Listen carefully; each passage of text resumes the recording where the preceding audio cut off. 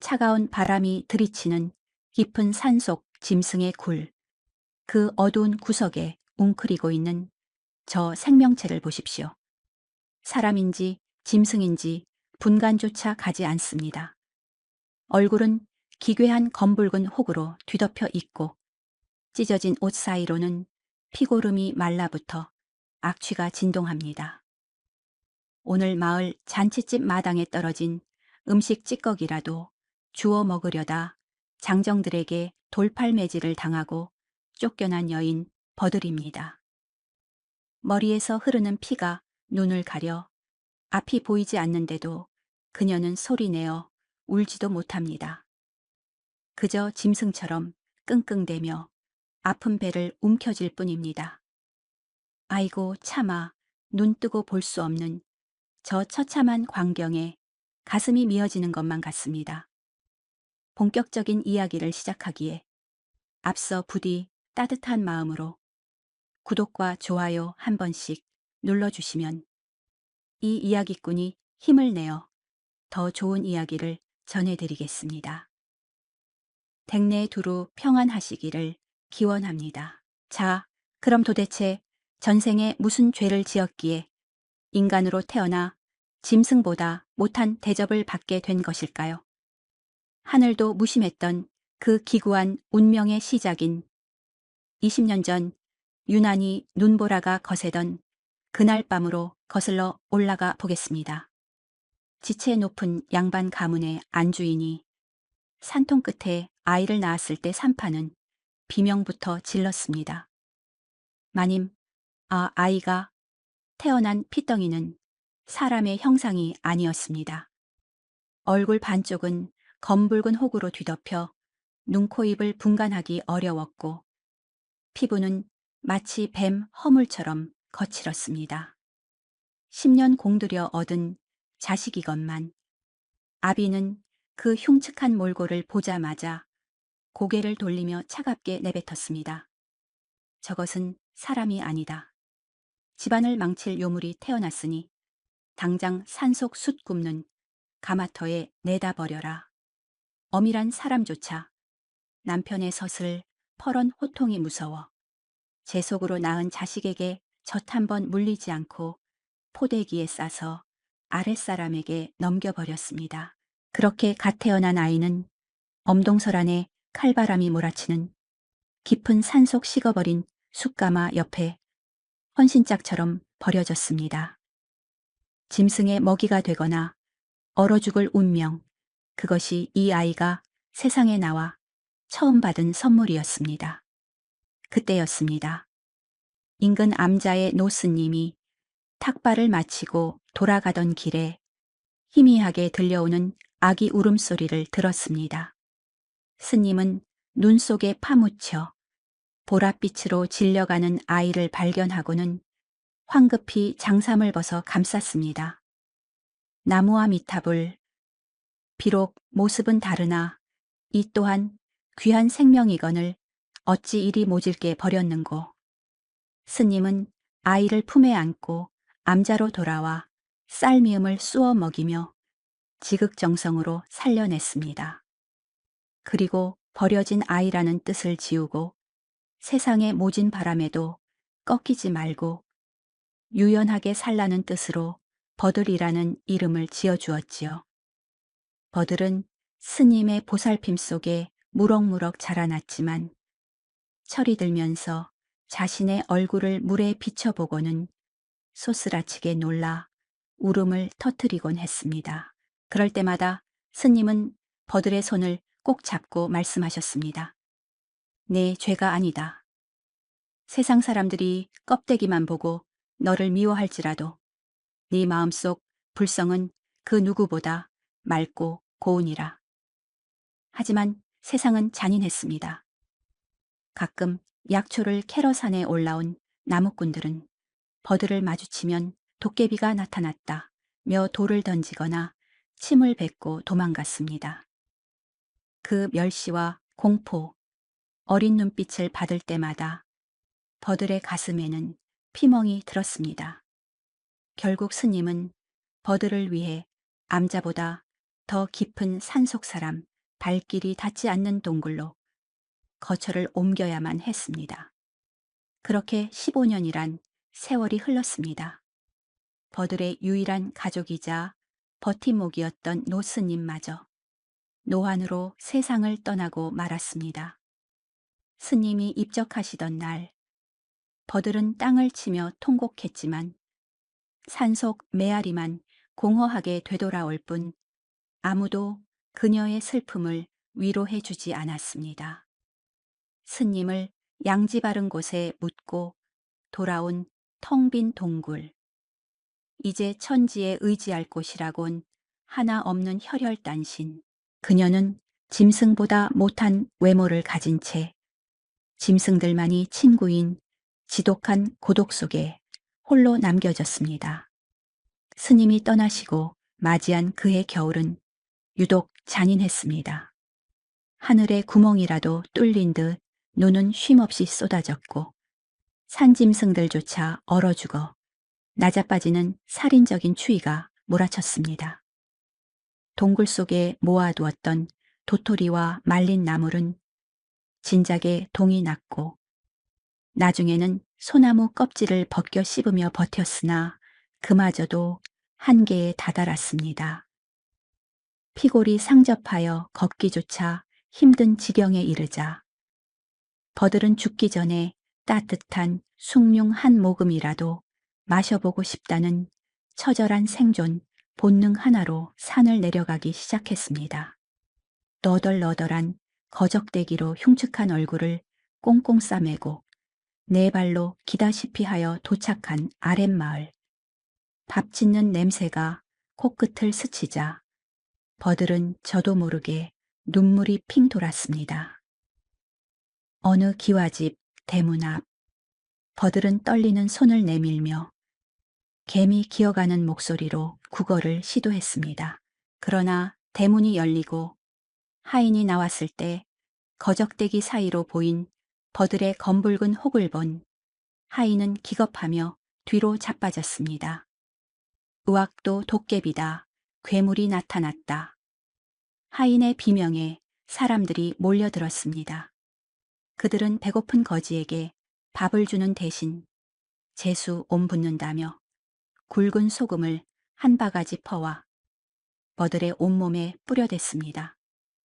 상처난 피부에 소금이 닿자 불에 데인 듯한 고통이 밀려왔지만 그보다 더 아픈 것은 사람들의 멸시 어린 눈빛이었습니다. 몽둥이를 든 장정들이 버들을 짐승 몰듯 두들겨 패기 시작했고 버들은 비명조차 지르지 못한 채 흙바닥을 뒹굴어야 했습니다.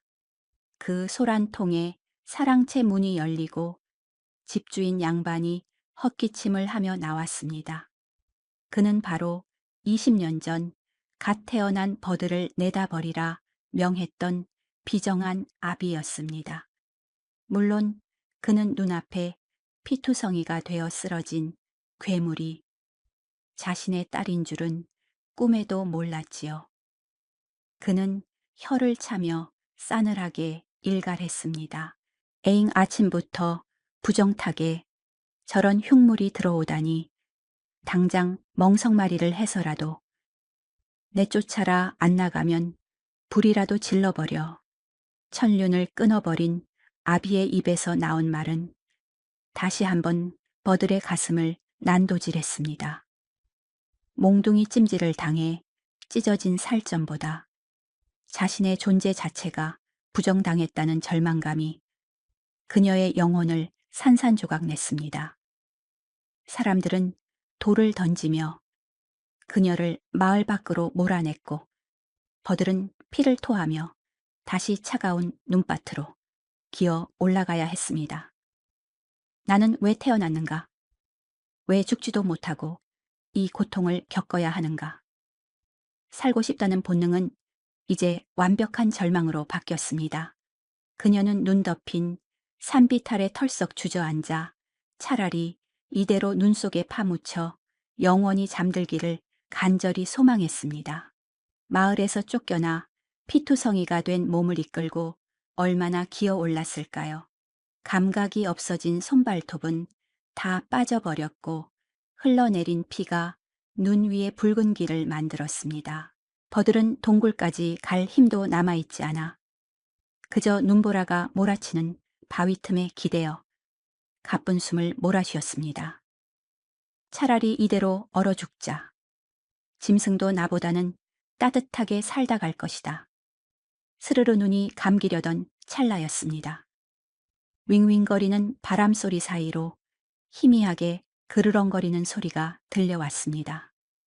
짐승의 울음소리인가 싶어 힘겹게 눈을 떠보니 저만치 앞 눈 구덩이에 거적대기 같은 것이 꿈틀대고 있었습니다. 호기심보다는 죽기 전 마지막 동무라도 될까 싶은 마음에 버들은 엉금엉금 그쪽으로 기어갔습니다. 가까이 다가갈수록 코를 찌르는 역겨운 악취가 진동을 했습니다. 그것은 썩은 고기 냄새였고 죽음의 냄새였습니다. 눈을 비비고 자세히 들여다본 버들은 그만 입을 틀어막고 말았습니다. 그것은 짐승이 아니었습니다. 사람이었습니다. 아니, 사람의 형상을 한 산송장이었습니다. 거적대기 아래 드러난 남자의 몸은 성한 곳이 단 한 군데도 없었습니다. 피부는 문드러져 진물이 줄줄 흘러내리고 있었고 검게 변한 살점 사이로 하얀 뼈가 드러나 보일 지경이었습니다. 얼굴은 온통 부어올라 눈조차 뜨지 못하고 있었고 입에서는 연신 검은 피거품을 뱉어내고 있었습니다. 누가 봐도 몹쓸 역병에 걸려 죽기 직전에 내다 버려진 시체나 다름없었습니다. 보통 사람이라면 기겁을 하고 도망쳤을 끔찍한 몰골이었습니다. 세상 그 누구도 가까이 하지 않을 더러운 병자였습니다. 하물며 그 혹독한 추위 속에 방치되었으니 목숨이 붙어 있는 것이 기적이나 다름없었습니다. 하지만 버들은 도망치지 않았습니다. 오히려 그 끔찍한 모습에서 눈을 뗄 수가 없었습니다. 세상 사람들에게 손가락질 받고 괴물 취급을 당하며 돌팔매질을 맞던 자신의 모습이 저 쓰러져가는 남자에게서 보였기 때문입니다. 너도 나처럼 버려졌구나. 세상 천지에 갈 곳 하나 없이 이렇게 차가운 눈밭에서 홀로 죽어가고 있었구나. 버들의 가슴 속 깊은 곳에서 뜨거운 것이 울컥 치솟았습니다. 그것은 동정심을 넘어선 뼈저린 동질감이었습니다. 제 코가 석자인 주제에 당장 얼어 죽을 위기에 처한 주제에 버들은 떨리는 손을 뻗어 남자의 썩어가는 뺨을 조심스레 어루만졌습니다. 남자는 인기척을 느꼈는지 고통스러운 신음과 함께 몸을 부들부들 떨었습니다. 추워, 추워. 그 가냘픈 목소리가 버들의 얼어붙은 심장을 때렸습니다. 버들은 결심했습니다. 어차피 죽을 목숨 가는 길에 이 불쌍한 영혼 하나 거둔다고 해서 손해볼 것은 없었습니다. 그녀는 자신의 겉옷을 벗어 남자를 덮어주고 제 몸보다 더 무거운 남자를 질질 끌어 동굴을 향해 옮기기 시작했습니다. 눈밭 위로 2개의 처절한 핏자국이 길게 이어졌습니다. 간신히 남자를 동굴 안으로 옮겨 누였지만 상황은 절망적이었습니다. 남자의 몸은 불덩이처럼 펄펄 끓으면서도 이빨이 딱딱 부딪힐 정도로 극심한 오한에 시달리고 있었습니다. 역병인지 독에 당한 것인지 알 수 없으나 다리 한쪽은 이미 검게 괴사하여 악취를 풍겼고 숨소리는 금방이라도 끊어질 듯 가늘었습니다. 버들은 자신의 배에서 꼬르륵 소리가 요란하게 울려 퍼지는 것을 느꼈습니다. 며칠을 굶었는지 모릅니다. 동굴 구석 항아리에는 지난 가을 다람쥐가 숨겨놓은 것을 뺏어둔 말라비틀어진 감자 한 알이 전부였습니다. 그것은 버들이 이 혹독한 겨울을 버티게 해줄 유일한 생명줄이었습니다. 하지만 버들은 그 마지막 감자를 꺼내어 돌로 빻았습니다. 그리고 차가운 눈 녹인 물에 개어 미음을 만들었습니다. 제 입으로 들어가야 할 제 목숨과도 같은 양식을 남자의 입가에 흘려 넣었습니다. 의식이 없는 남자가 삼키지 못하고 흘려내자 버들은 제 입으로 미음을 머금어 남자의 입술에 맞대고 조심스레 불어 넣어 주었습니다. 제발, 제발 죽지만 마소. 나 같은 괴물도 악착같이 살아있는데 당신이 먼저 가면 억울해서 어찌 눈을 감겠소. 배를 채워 주었으나 남자의 열은 내리지 않았습니다. 썩어 들어가는 다리의 상처가 문제였습니다. 시커먼 도끼가 혈관을 타고 온몸으로 퍼지고 있었습니다. 약초도 침도 없는 산 중에서 할 수 있는 것은 아무것도 없었습니다. 버들은 잠시 망설이는가 싶더니 이내 결연한 눈빛으로 남자의 썩은 다리를 자신의 허벅지 위에 올렸습니다. 그리고는 자신의 입술을 그 끔찍한 환부에 가져다 대었습니다. 살이 썩는 역겨운 냄새가 코를 찔러 구역질이 치밀어 올랐지만 버들은 꾹 참았습니다. 쪽쪽. 그녀는 힘껏 고름과 독피를 빨아들였습니다. 입안 가득 퍼지는 비릿하고 떫은 맛 혀가 마비될 것 같은 독한 기운. 버들은 뱉어내고 또 빨아내기를 수십 번 반복했습니다. 자신의 몸속으로 독이 옮겨올 수도 있는 위험천만한 짓이었으나 그녀는 멈추지 않았습니다. 세상 천지에 버려진 이 불쌍한 남자를 살릴 수만 있다면 자신의 목숨 따위는 내놓아도 좋다고 생각했습니다. 밤새 독을 빨아낸 뒤 버들은 여전히 덜덜 떨고 있는 남자를 꼭 껴안았습니다. 남자의 차가운 등 뒤로 자신의 온기를 나누어 주며 그녀는 뜬 눈으로 밤을 지새웠습니다. 흉측한 혹이 난 얼굴의 여인이 문드러진 얼굴의 남자를 껴안고 있는 모습. 세상 사람들은 괴물들의 짝짓기라며 손가락질 했을지 모르나 그 어둡고 차가운 동굴 안에서 피어난 그 마음만큼은 세상 그 어떤 비단금침보다 따뜻하고 고귀했습니다. 버들의 천이 아니 그녀의 생명이 조금씩 남자에게로 새우며들고 있었습니다. 지성이면 감천이라 했던가요?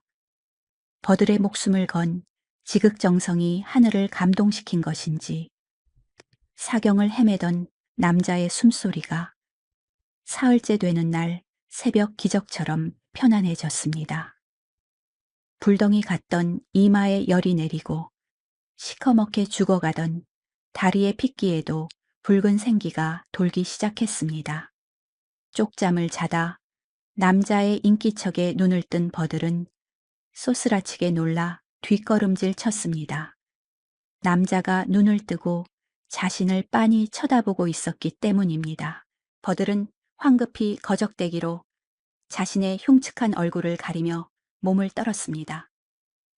아, 이제 저 사람도 제정신이 들었으니 나를 보고 비명을 지르겠구나.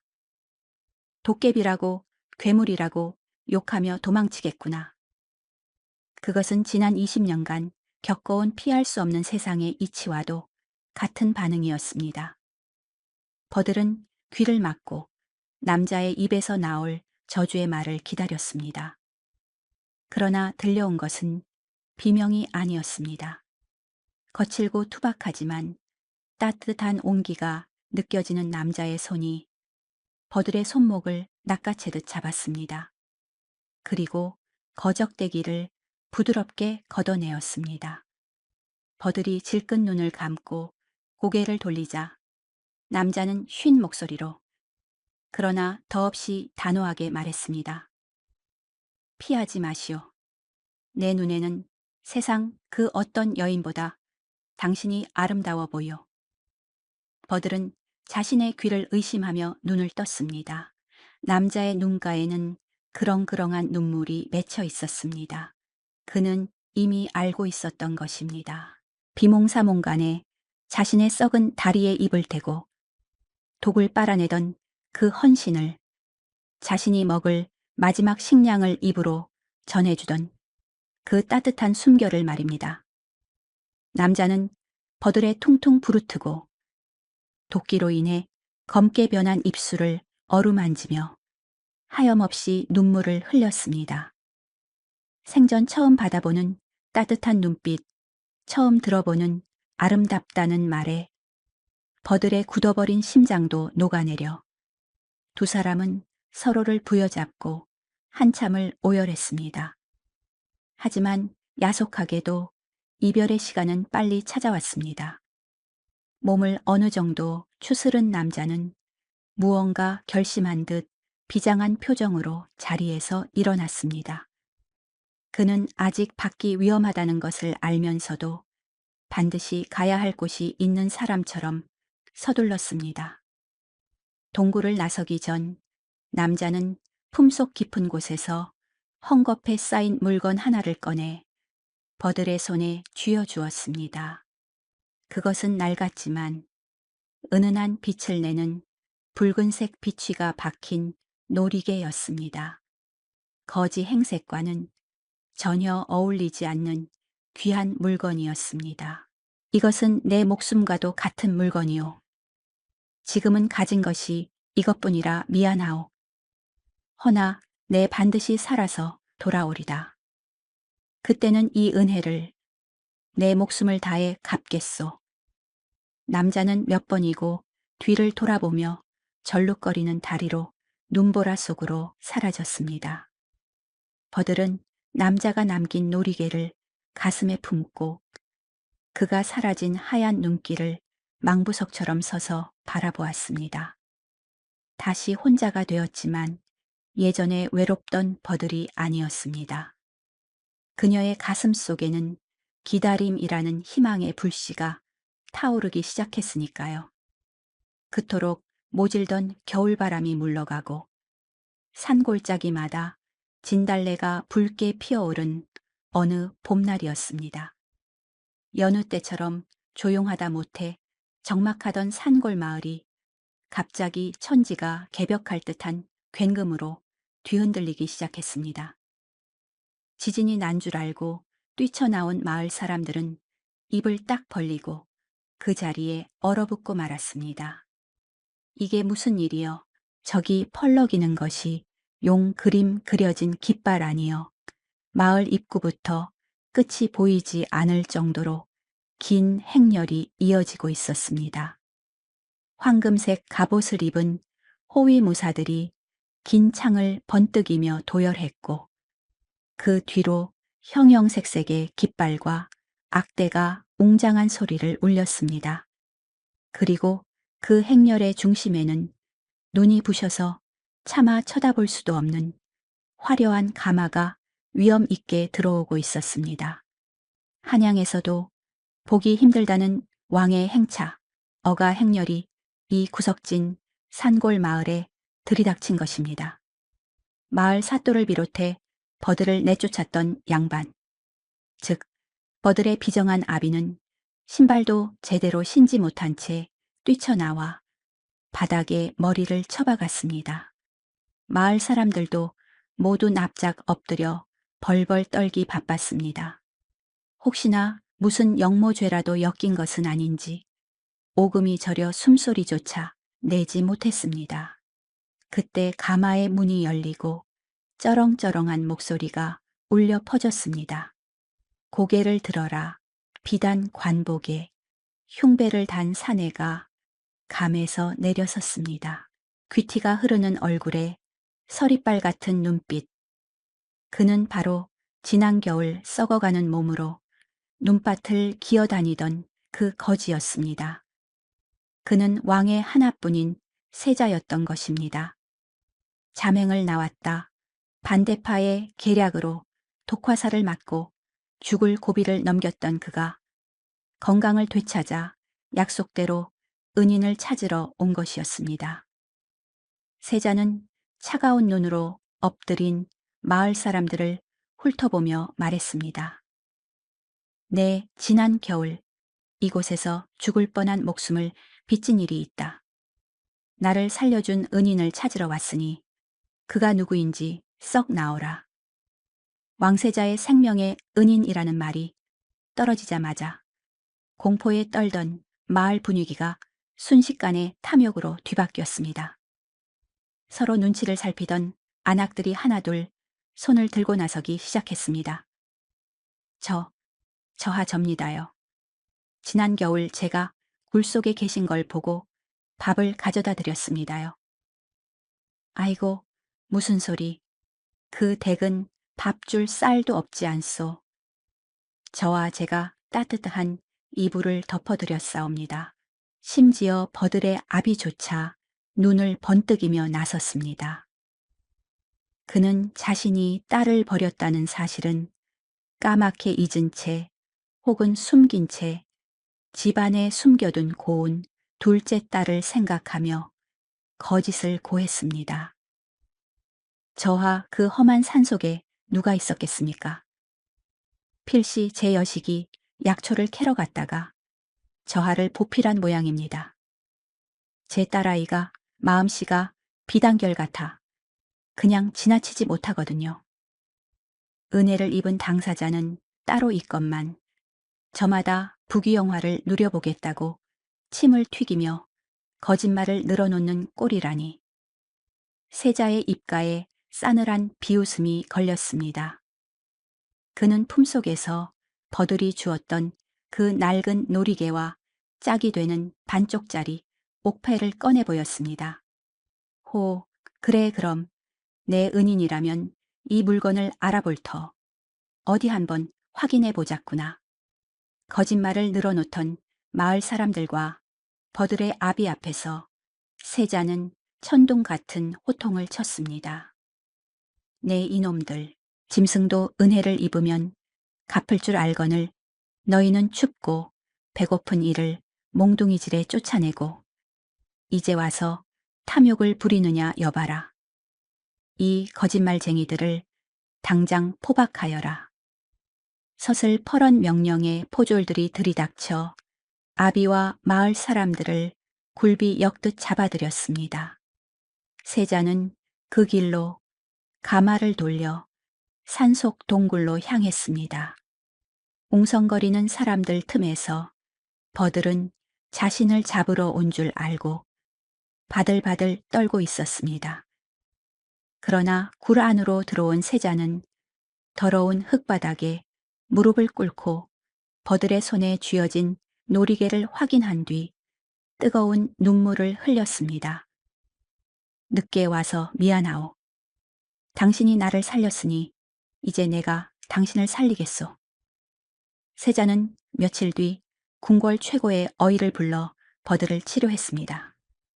놀랍게도 어이는 무릎을 탁 쳤습니다. 전하 이는 기적입니다.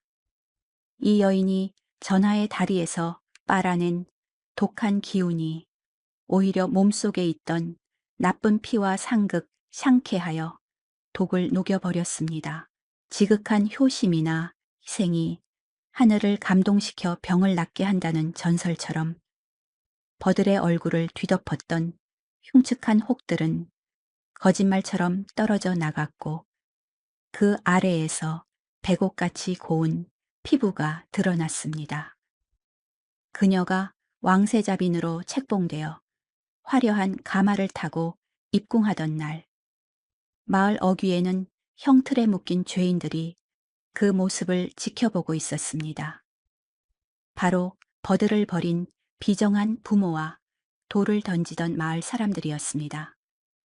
버들의 아비는 눈부시게 아름다워진 딸을 보고 땅을 치며 울부짖었습니다. 아이고, 내가 눈이 멀어 보석을 똥밭에 버렸구나. 내 딸아 애비다. 한 번만 용서해다오. 하지만 버들은 눈길 한 번 주지 않았습니다. 대신 세자가 차갑게 일갈했습니다. 너희는 천륜을 저버리고 인륜을 배반했다. 평생 이 마을 밖으로 한 발자국도 나가지 못할 것이며 매일매일 땅을 치며 피눈물로 죄를 뉘우치게 하라. 버들은 훗날 자애로운 왕비가 되어 백성들의 칭송을 받았고 그녀를 버린 가족과 마을은 평생 가난과 후회 속에서 서로를 원망하며 비참하게 살다 갔다고 합니다. 겉모습이 아닌 마음을 보았던 세자와 목숨을 걸고 사랑을 베푼 버들의 이야기는 그렇게 전설이 되어 오래오래 전해졌답니다. 해 각시야, 떡 줄까 침 나온다. 첫날 밤 신랑 달수의 꼴은 차마 눈뜨고 못 볼 지경이었습니다. 입가엔 침이 질질 흐르고 눈은 풀려 초점이 없었지요. 가난이 죄라지만 마을에서 천하절색이라 불리던 연화가 빚 대신 이런 팔푼이에게 팔려오다니요. 연화는 절망감에 몸을 떨며 치마 속 깊이 숨겨둔 은장도를 꺼내 들었습니다. 내 이 치욕을 안고 사느니 차라리 혀를 깨물고 죽어 귀신이 되리라. 서슬 퍼런 칼끝이 하얀 목을 찌르려는 찰나였습니다. 탁 누군가 연화의 손목을 부러질 듯 낚아챘습니다. 바보 신랑이었습니다. 그런데 고개를 든 연화는 비명을 삼키고 말았습니다. 방금까지 해실거리던 달수의 동공이 맹수처럼 번뜩이고 있었기 때문입니다. 그가 연화의 귀에 대고 소름 끼치도록 서늘하게 속삭였습니다. 죽으려거든 소리 없이 죽으시오. 내 공들인 판 망치지 말고. 세상에 이게 정령 바보의 입에서 나올 소리입니까? 공포와 충격으로 얼어붙은 첫날 밤, 도대체 이 사내에게 무슨 무서운 비밀이 숨겨져 있는 걸까요? 이 기막힌 사단이 나기까지 두 사람에게는 얽히고 설킨 기구한 사연이 있었습니다. 날이 밝자마자 어젯밤에 그 서늘했던 사내는 온데간데 없었습니다. 아이고 우리 각시, 각시 하나 흙 먹어 맛있다. 달수는 대문 밖에서 코를 훌쩍이며 동네 코올리개들과 흙장난을 하고 있었습니다. 아이들이 던진 돌멩이에 이마가 찢어져 피가 흐르는데도 그는 그저 헤헤 거리며 좋다고 박수를 쳤습니다.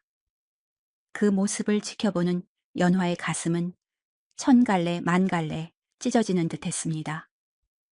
그때 안차에 문이 벌컥 열리며 시어머니인 계모조 씨가 나타났습니다.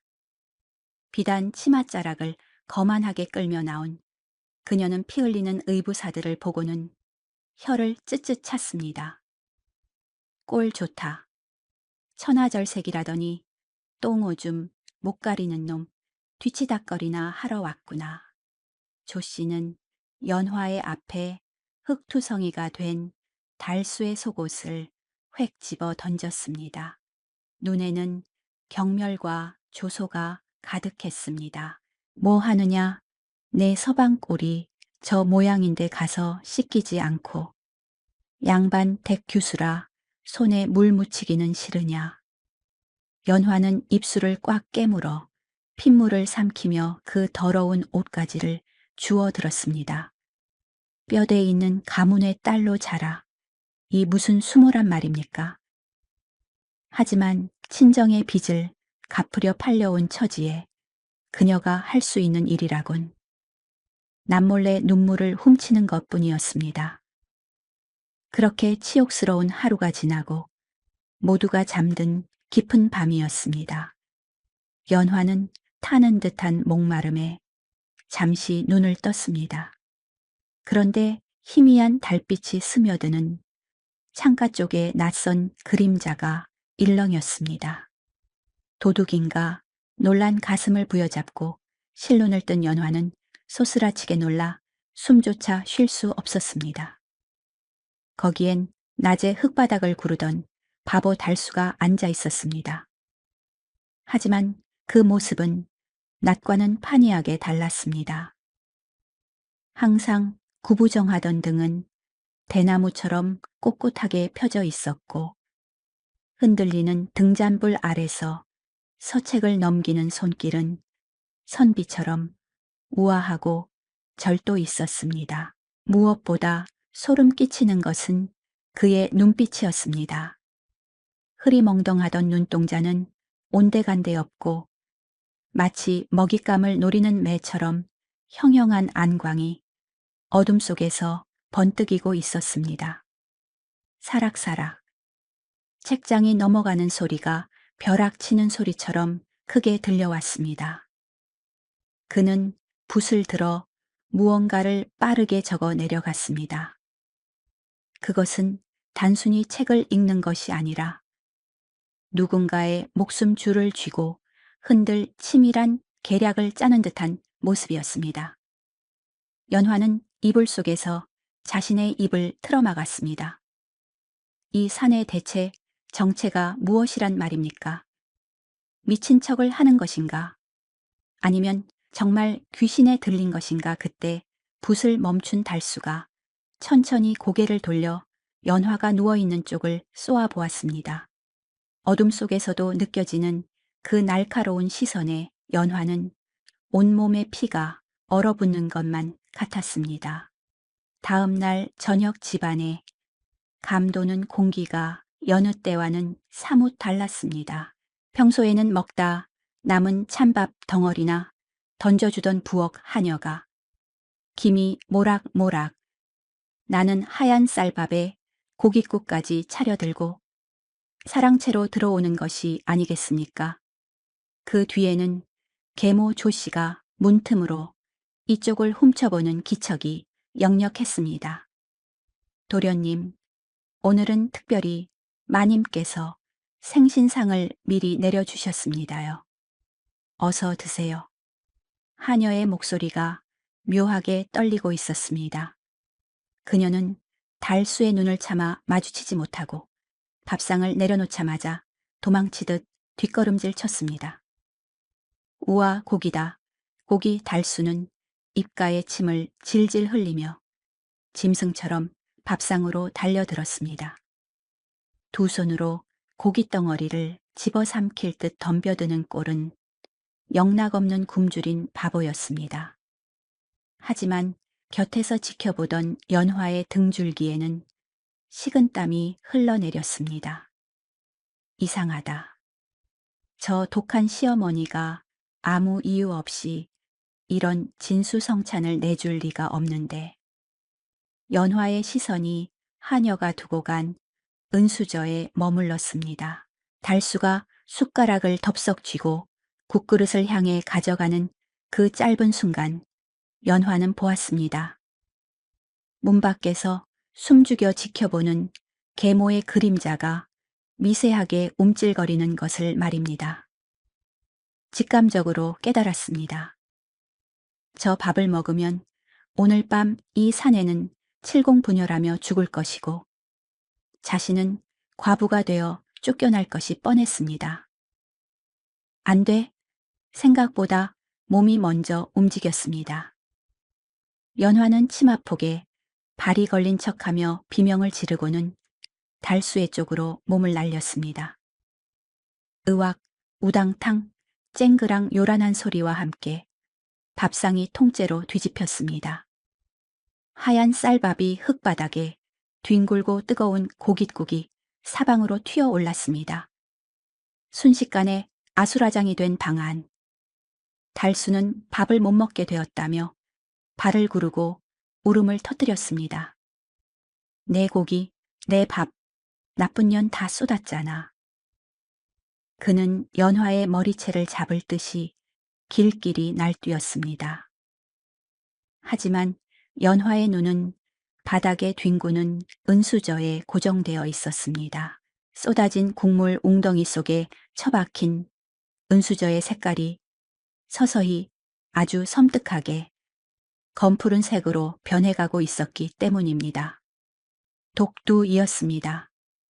그것도 아주 치사량이 넘는 맹독 말입니다. 그제야 연화는 고개를 들어 남편을 보았습니다. 방금 전까지 아이처럼 떼를 쓰며 울부짖던 달수. 하지만 난장판이 된 밥상 너머로 연화와 눈이 마주친 찰나 그의 울음소리가 뚝 그쳤습니다. 그의 눈빛이 다시 한번 어젯밤처럼 서늘하게 가라앉았습니다. 그는 아주 미세하게 고개를 끄덕였습니다. 알고 있었구나. 그리고 나를 살렸구나. 말하지 않아도 들리는 듯 했습니다. 검게 변한 수저를 사이에 두고 두 사람 사이에는 목숨을 담보로 한 무언의 맹세가 오가고 있었습니다. 문 밖에서 혀를 차며 사라지는 계모의 발자국 소리가 들리자 달수는 다시 바보처럼 흙 묻은 고기를 주워 먹으려 신용을 했습니다. 연화는 떨리는 손으로 그의 옷자락을 꽉 움켜쥐었습니다. 이제는 돌이킬 수 없었습니다. 소란이 잦아들고 모두가 잠든 깊은 밤. 달수는 거칠게 연화의 손목을 잡아차에 뒷마당 구석진 헛간으로 끌고 들어갔습니다. 이거 놓으세요. 대체 왜 이러십니까?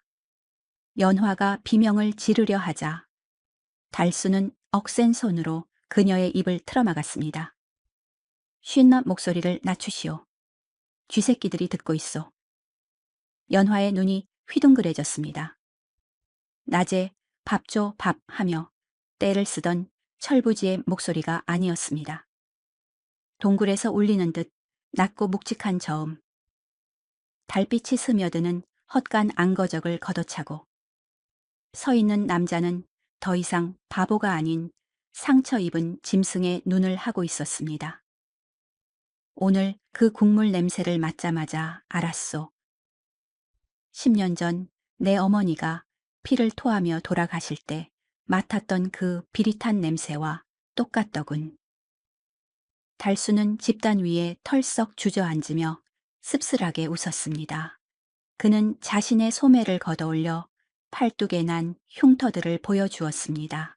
매질을 당한 자국 무언가에 대인 자국, 그것은 단순한 학대의 흔적이 아니라 살아남기 위해 발버둥친 처절한 전쟁의 기록이었습니다. 계모는 내 밥그릇에 독을 타고 내 이복 동생은 사냥터에서 내 등에 활을 겨눴소.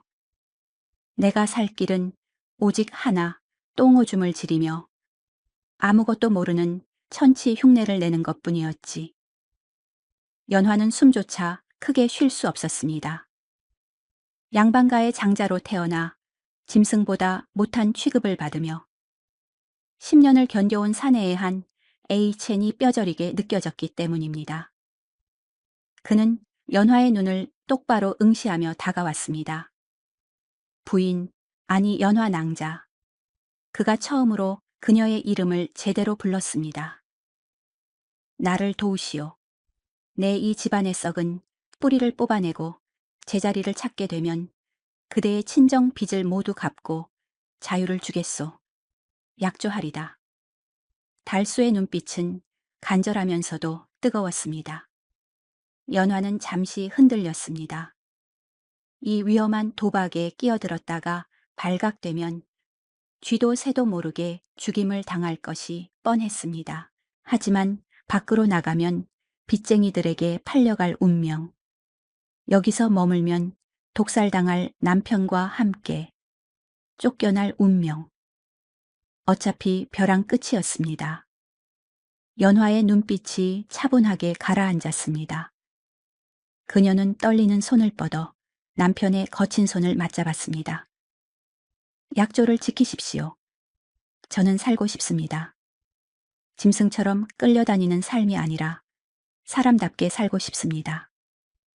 달수의 입가에 희미한 미소가 번졌습니다. 고맙소. 이제부터 그대는 나의 눈과 귀요. 저들이 방심한 틈을 타 장부와 인장을 찾아야 하니 내 손발이 되어주시오. 어둠 속에서 두 사람의 손이 단단하게 얽혔습니다. 바보 신랑과 팔려온 신부. 가장 약하고 비참해 보이던 두 사람이 거대한 가문을 상대로 목숨을 건 반란을 시작한 것입니다. 헛간 문틈으로 새어들어오는 차가운 밤바람조차 두 사람의 뜨거운 결의를 식히지 못했습니다. 달수의 연기가 완벽해질수록 계모 조 씨의 눈매는 더욱 매섭게 돌아갔습니다. 독이 든 밥상을 엎은 것이 며느리의 실수였을까? 아니면 천운이었을까? 조 씨는 의심의 싹을 자르기 위해 가장 잔인하고 확실한 방법을 택했습니다. 바로 달수의 유일한 방패막이인 연화를 치는 것이었습니다. 내 옷가락지가 없어졌다. 당장 이 집안을 샅샅이 뒤져라. 어느 날 오후 안채가 발칵 뒤집혔습니다. 하인들이 들이닥쳐 연화의 진보다리를 풀어헤쳤고 기다렸다는 듯 낡은 저고리 소매 안에서 계모의 옷가락지가 툭 떨어졌습니다. 뻔하디 뻔한 함정이었으나 힘없는 며느리에겐 빠져나갈 구멍 없는 올감이었습니다. 이런 천한 것이 들어와 집안 물건에 손을 대다니. 조 씨는 부들부들 떨며 연화의 뺨을 후려쳤습니다. 당장 저 년을 멍석에 말아라. 내 손버릇을 고쳐주마. 마당 한가운데 멍석이 깔리고 건장한 머슴 둘이 몽둥이를 들고 섰습니다. 연화는 비명 한 번 지르지 않고 멍석 위로 끌려갔습니다. 그녀의 시선은 마루 끝에 쭈그리고 앉아 흙장난을 하는 달수에게로 향했습니다. 나오지 마세요. 절대 나오시면 안 됩니다. 연화는 입술을 피가 나도록 깨물며 눈으로 애원했습니다. 지금 달수가 나서면 모든 것이 물거품이 됩니다. 10년의 인내가 그리고 두 사람의 목숨이 날아가는 것입니다. 헤헤, 마누라 맞는다. 쿵짝쿵짝 신난다. 달수는 박수를 치며 희죽거렸습니다. 하지만 그의 소매에 안주먹 쥐어진 손바닥에는 손톱이 파고들어 붉은 선혈이 툭툭 떨어지고 있었습니다. 자신의 여자가 누명을 쓰고 매질을 당하려 하는데 바보 흉내를 내며 웃어야 하는 사내의 심장이 오죽 썩어 문드러졌겠습니까? 철아 조 씨의 서슬 퍼런 명령과 함께 굵은 몽둥이가 허공을 갈랐습니다. 퍽 둔탁한 소리가 마당을 울렸습니다. 우익 연화의 입에서 단말마 같은 신음이 터져 나왔지만 그녀는 끝내 비명을 지르지 않았습니다. 오히려 고통으로 일그러진 얼굴을 억지로 펴며 달수를 향해 희미하게 고개를 저었습니다. 하지만 몽둥이질이 거듭될수록 멍석 위로 붉은 피가 배어 나왔습니다. 이를 지켜보던 계모 조 씨는 슬며시 달수의 표정을 살폈습니다. 저래도 반응이 없어 정말 미친 게 확실하단 말이냐. 그녀는 머슴에게 눈짓을 보내 더 세게 칠 것을 종용했습니다.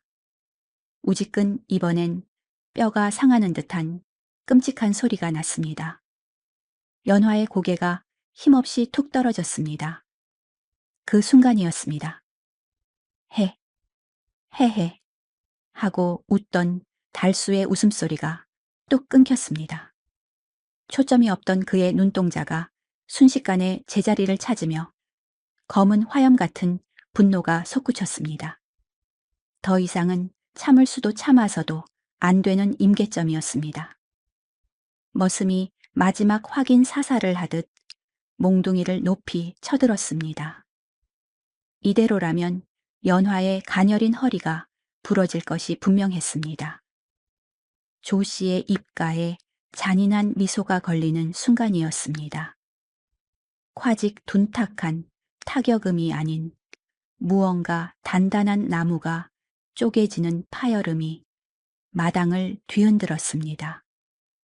사람들은 제 눈을 의심했습니다. 방금까지 쪼그리고 앉아 침을 흘리던 달수가 바람처럼 날아와 내리꽂히는 몽둥이를 맨손으로 낚아챈 것입니다.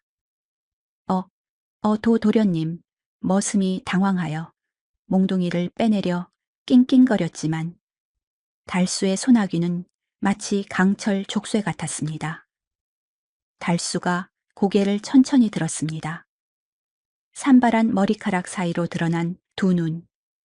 그것은 10년간 웅크리고 있던 굶주린 호랑이의 눈빛이었습니다. 내 여자의 몸에 손대지 말라 했을 텐데. 쩌렁쩌렁한 호통과 함께 달수가 손목을 비틀자 머슴의 팔에서 우드득 하는 소름 끼치는 소리가 났습니다. 우악, 머슴이 비명을 지르며 바닥에 나뒹굴었습니다. 마당은 순식간에 찬물을 끼얹은 듯 적막에 휩싸였습니다. 계모 조씨는 사시나무 떨듯 떨며 뒷걸음질 쳤습니다. 너 제정신이었느냐? 지금까지 나를 속인 것이냐? 달수는 대꾸할 가치도 없다는 듯 멍석 피투성이가 된 연화에게 다가갔습니다. 그는 떨리는 손으로 멍석을 풀어 헤치고 정신을 잃어가는 연화를 조심스럽게 안아 올렸습니다. 늘 구부정하던 그의 허리가 대나무처럼 꼿꼿하게 펴졌습니다. 연화가 힘겹게 눈을 뜨고 그를 올려다 보았습니다. 낭구님, 어찌 이러십니까? 참으셔야지요. 그녀의 눈에서 굵은 눈물방울이 떨어졌습니다. 자신 때문에 10년의 공든 탑을 무너뜨린 사내가 안타깝고 또 사무치게 고마워서였습니다. 달수는 피 묻은 연화의 뺨을 자신의 소매로 닦아주며 나직하게 속삭였습니다. 내 여자가 죽어나가는데 가문이고 복수고 그게 다 무슨 소용이요. 더는 못 참겠소. 그는 연화를 품에 안은 채 얼어붙은 하인들을 뚫고 당당하게 대문을 향해 걸어갔습니다. 그리고 멈춰서서 뒤를 돌아 공포에 질린 계모를 향해 서늘한 선전포고를 날렸습니다. 기다리십시오, 어머니.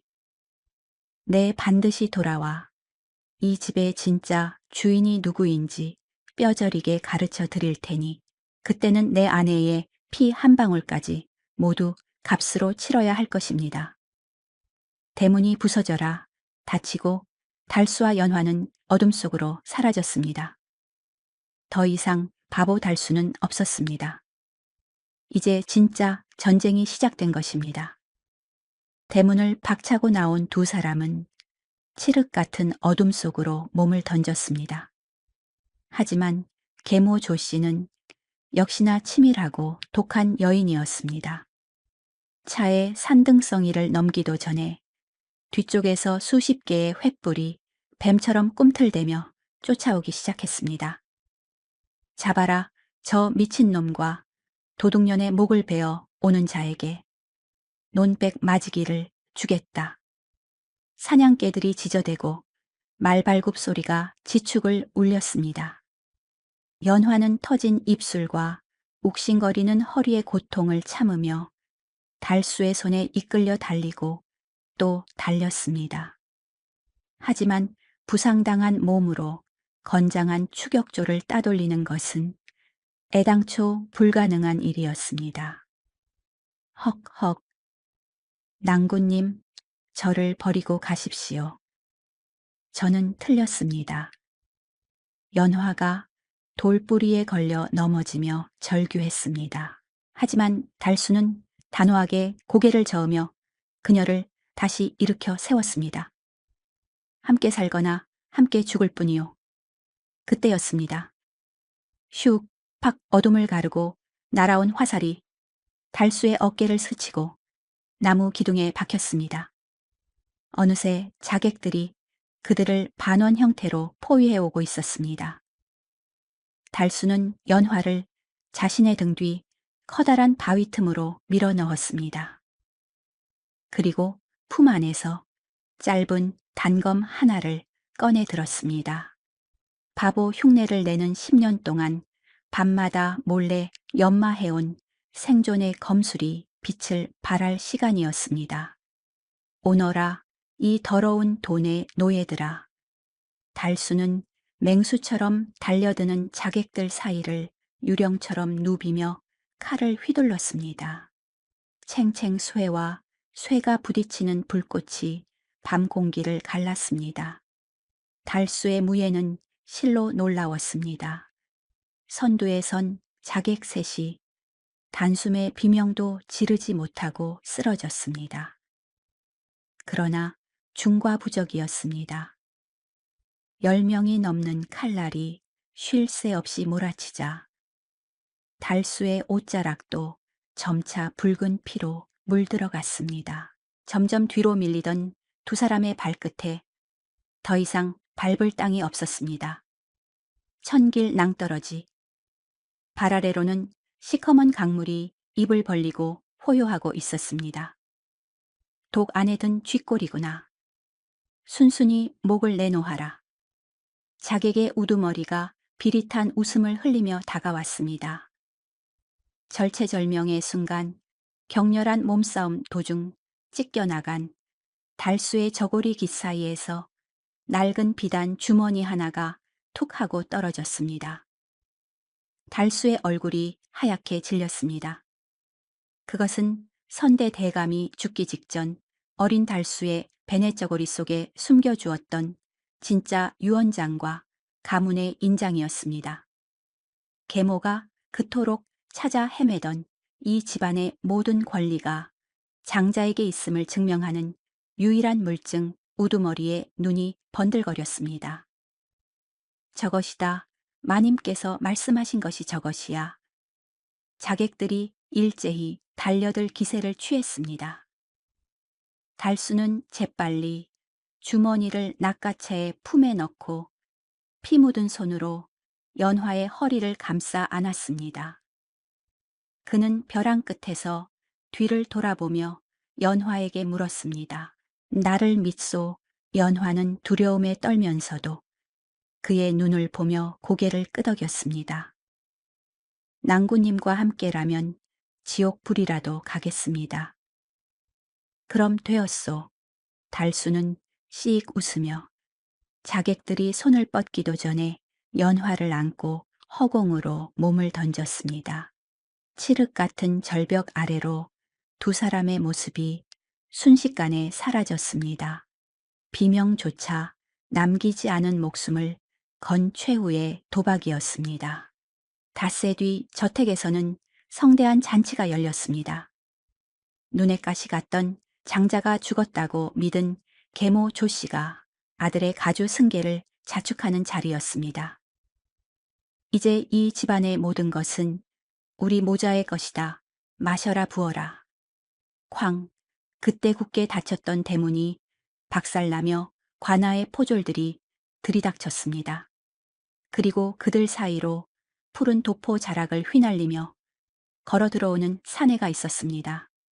물귀신인 줄 알았던 달수 아니 이 집안의 진정한 주인인 김달수였습니다. 그의 곁에는 고운 비단 옷을 입은 연화가 당당하게 서 있었습니다. 어떻게 내 놈들이 살아있단 말이냐. 조 씨가 뒷목을 잡고 쓰러질 듯 비명을 질렀습니다. 절벽 아래 흐르던 강물은 죽음의 길이 아니라 관아로 향하는 가장 빠른 물길이었습니다. 살아남은 두 사람은 사또에게 삐져진 유언장과 인장을 바쳤고 10년간의 폐륜과 살인 미수가 낱낱이 밝혀진 것입니다. 여봐라, 천륜을 어기고 살인을 교사한 저 악인들을 당장 하옥하라. 사또의 추상 같은 호령에 포졸들이 달려들어 조 씨와 이복 동생을 굴비 엮듯 묶었습니다. 이거 놔라 내가 누구인 줄 알고 발악하는 그들의 추한 목소리는 백성들의 환호성에 묻혀 사라졌습니다. 그날 밤 모든 것이 제자리로 돌아온 안채. 달수는 연화에게 따뜻한 찻잔을 건네며 난생 처음으로 환하게 웃어 보였습니다. 그 미소에는 더 이상 바보의 어눌함도 복수자의 도끼도 없었습니다. 오직 지아비의 다정함만이 가득했습니다. 그대가 없었다면 나는 평생 바보 탈을 쓴 괴물로 살다 죽었을 것이요. 나의 목숨, 나의 여인, 내 평생 그대를 은인으로 모시고 살리다. 연화는 말없이 눈물을 흘리며 그의 품에 안겼습니다. 지옥 같던 겨울이 가고 두 사람의 앞날에 따스한 봄햇살이 비치고 있었습니다. 바보 신랑과 팔려온 각시의 기막힌 운명. 그 끝은 더할 나위 없는 꽉 닫힌 해피엔딩이었습니다. 끼익, 툭. 삐벼가 어긋나는 소리인지 낡은 나무가 비틀리는 소리인지 분간조차 가지 않았습니다. 칠흑 같은 어둠 속 윤선비는 숨통이 조여오는 공포에 질려 바위 뒤로 몸을 구겨 넣었습니다. 눈앞에는 6 사내가 비틀거리며 가파른 산길을 오르고 있었습니다. 그들의 몰골은 산 사람의 것이 아니었습니다. 초점 없는 눈동자는 흰자위만 번득이며 허공을 향해 있었고 상여를 맨 어깨는 무게를 이기지 못해 살점이 터져 붉은 피가 뚝뚝 떨어져 내렸습니다. 입은 굳게 다물려 곡소리 한 자락 없었으나 그들의 목구멍에서는 짐승이 으르렁거리는 듯한 거친 숨소리만 새어나왔습니다. 무엇보다 윤선비를 공포에 떨게 한 것은 소리였습니다. 삐걱거리는 상여 안에서 마치 살아있는 무언가가 안쪽에서 나무 벽을 손톱으로 긁어대는 듯한 소름 끼치는 소리가 들려왔기 때문입니다. 윤선비의 손이 덜덜 떨렸습니다. 당장이라도 비명을 지르며 도망치고 싶었지만 다리는 천근 쇠뭉치를 단 듯 꼼짝도 하지 않았습니다. 이 끔찍한 악몽은 그가 한순간의 욕심을 품고 마을 어귀에 떨어진 붉은 놀이개를 주워오면서 시작되었습니다. 윤선비가 처음 이 마을에 발을 들인 것은 해가 중천에 떠있을 무렵이었습니다. 하지만 마을은 기이할 정도로 고요했습니다. 밥 짓는 연기도 아이들의 웃음소리도 심지어 촌동네라면 을에 들려야 할 게 짖는 소리조차 들리지 않았습니다. 그저 마른 낙엽이 바스락거리는 소리만이 고막을 때릴 듯 선명하게 울릴 뿐이었습니다. 목이라도 축이려 기웃거린 대문 열린 기와집. 그곳의 풍경은 윤선비를 주춤하게 만들었습니다.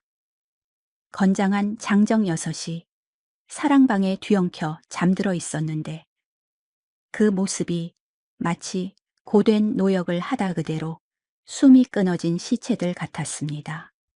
그들의 발바닥은 말라붙은 진흙과 피딱지로 엉망이었고 입고 있는 삼벗은 땀과 흙물에 절어 시큼한 악취를 풍겼습니다.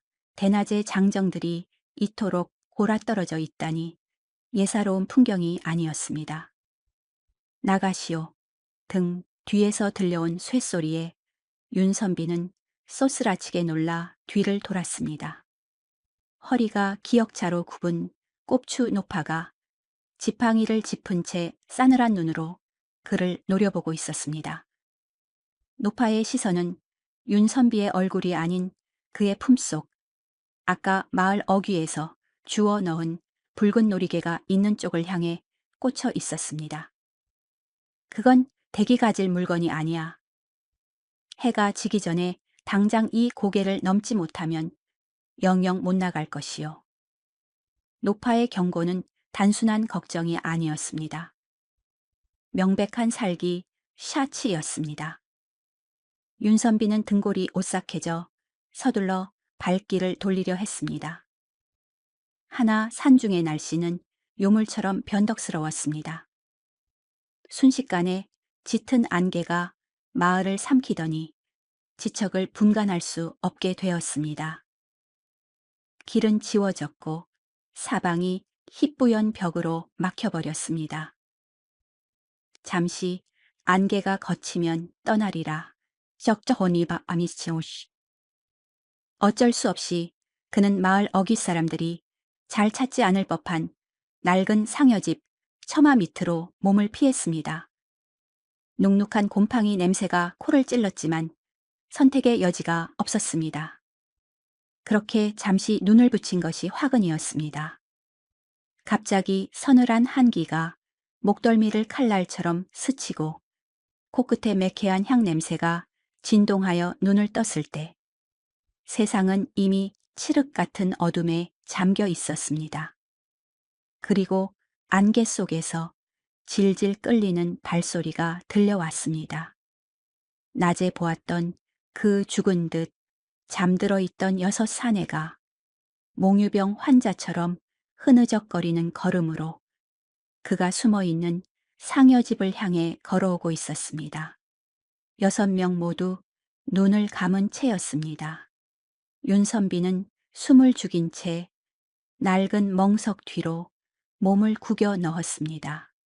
심장 박동 소리가 고막을 때릴 듯 크게 울려 혹여 저들에게 들리지는 않을까. 덜덜 떨리는 손으로 가슴을 움켜쥐어야 했습니다. 6 사내는 상여집 앞에 나란히 멈춰 섰습니다. 그들 사이에는 어떤 신호도 오가지 않았습니다. 그저 약속이라도 한 듯 동시에 고개를 들어 굳게 닫힌 상여집 문을 응시할 뿐이었습니다. 그러자 믿을 수 없는 일이 벌어졌습니다. 자물쇠가 채워져 있던 녹슨 문짝이 안에서 누군가 거칠게 잡아당기기라도 한 것처럼 쾅 하는 소리와 함께 활짝 열린 것입니다. 문이 열리자마자 훅 하고 끼쳐오는 것은 곰팡이 냄새와 섞인 비릿한 소의 냄새였습니다. 어둠침침한 내부에는 먼지에 뒤덮인 낡은 상여 하나가 덩그러니 놓여 있었습니다. 화려한 단청은 이미 다 벗겨져 검은 나무 속살을 드러냈고 장식으로 달린 나무 꽃들은 목이 부러진 채 흉물스럽게 매달려 있었습니다. 사내들이 기계적인 동작으로 상여 주위로 다가갔습니다. 달빛이 구름 사이로 비스듬히 비치자 윤선비는 그들의 얼굴을 똑똑히 볼 수 있었습니다. 그것은 잠든 자의 얼굴이 아니었습니다. 눈은 공포에 질려 흰자위가 다 드러날 정도로 크게 뜨고 있었고 뺨 위로는 굵은 눈물 줄기가 하염없이 흘러내리고 있었습니다.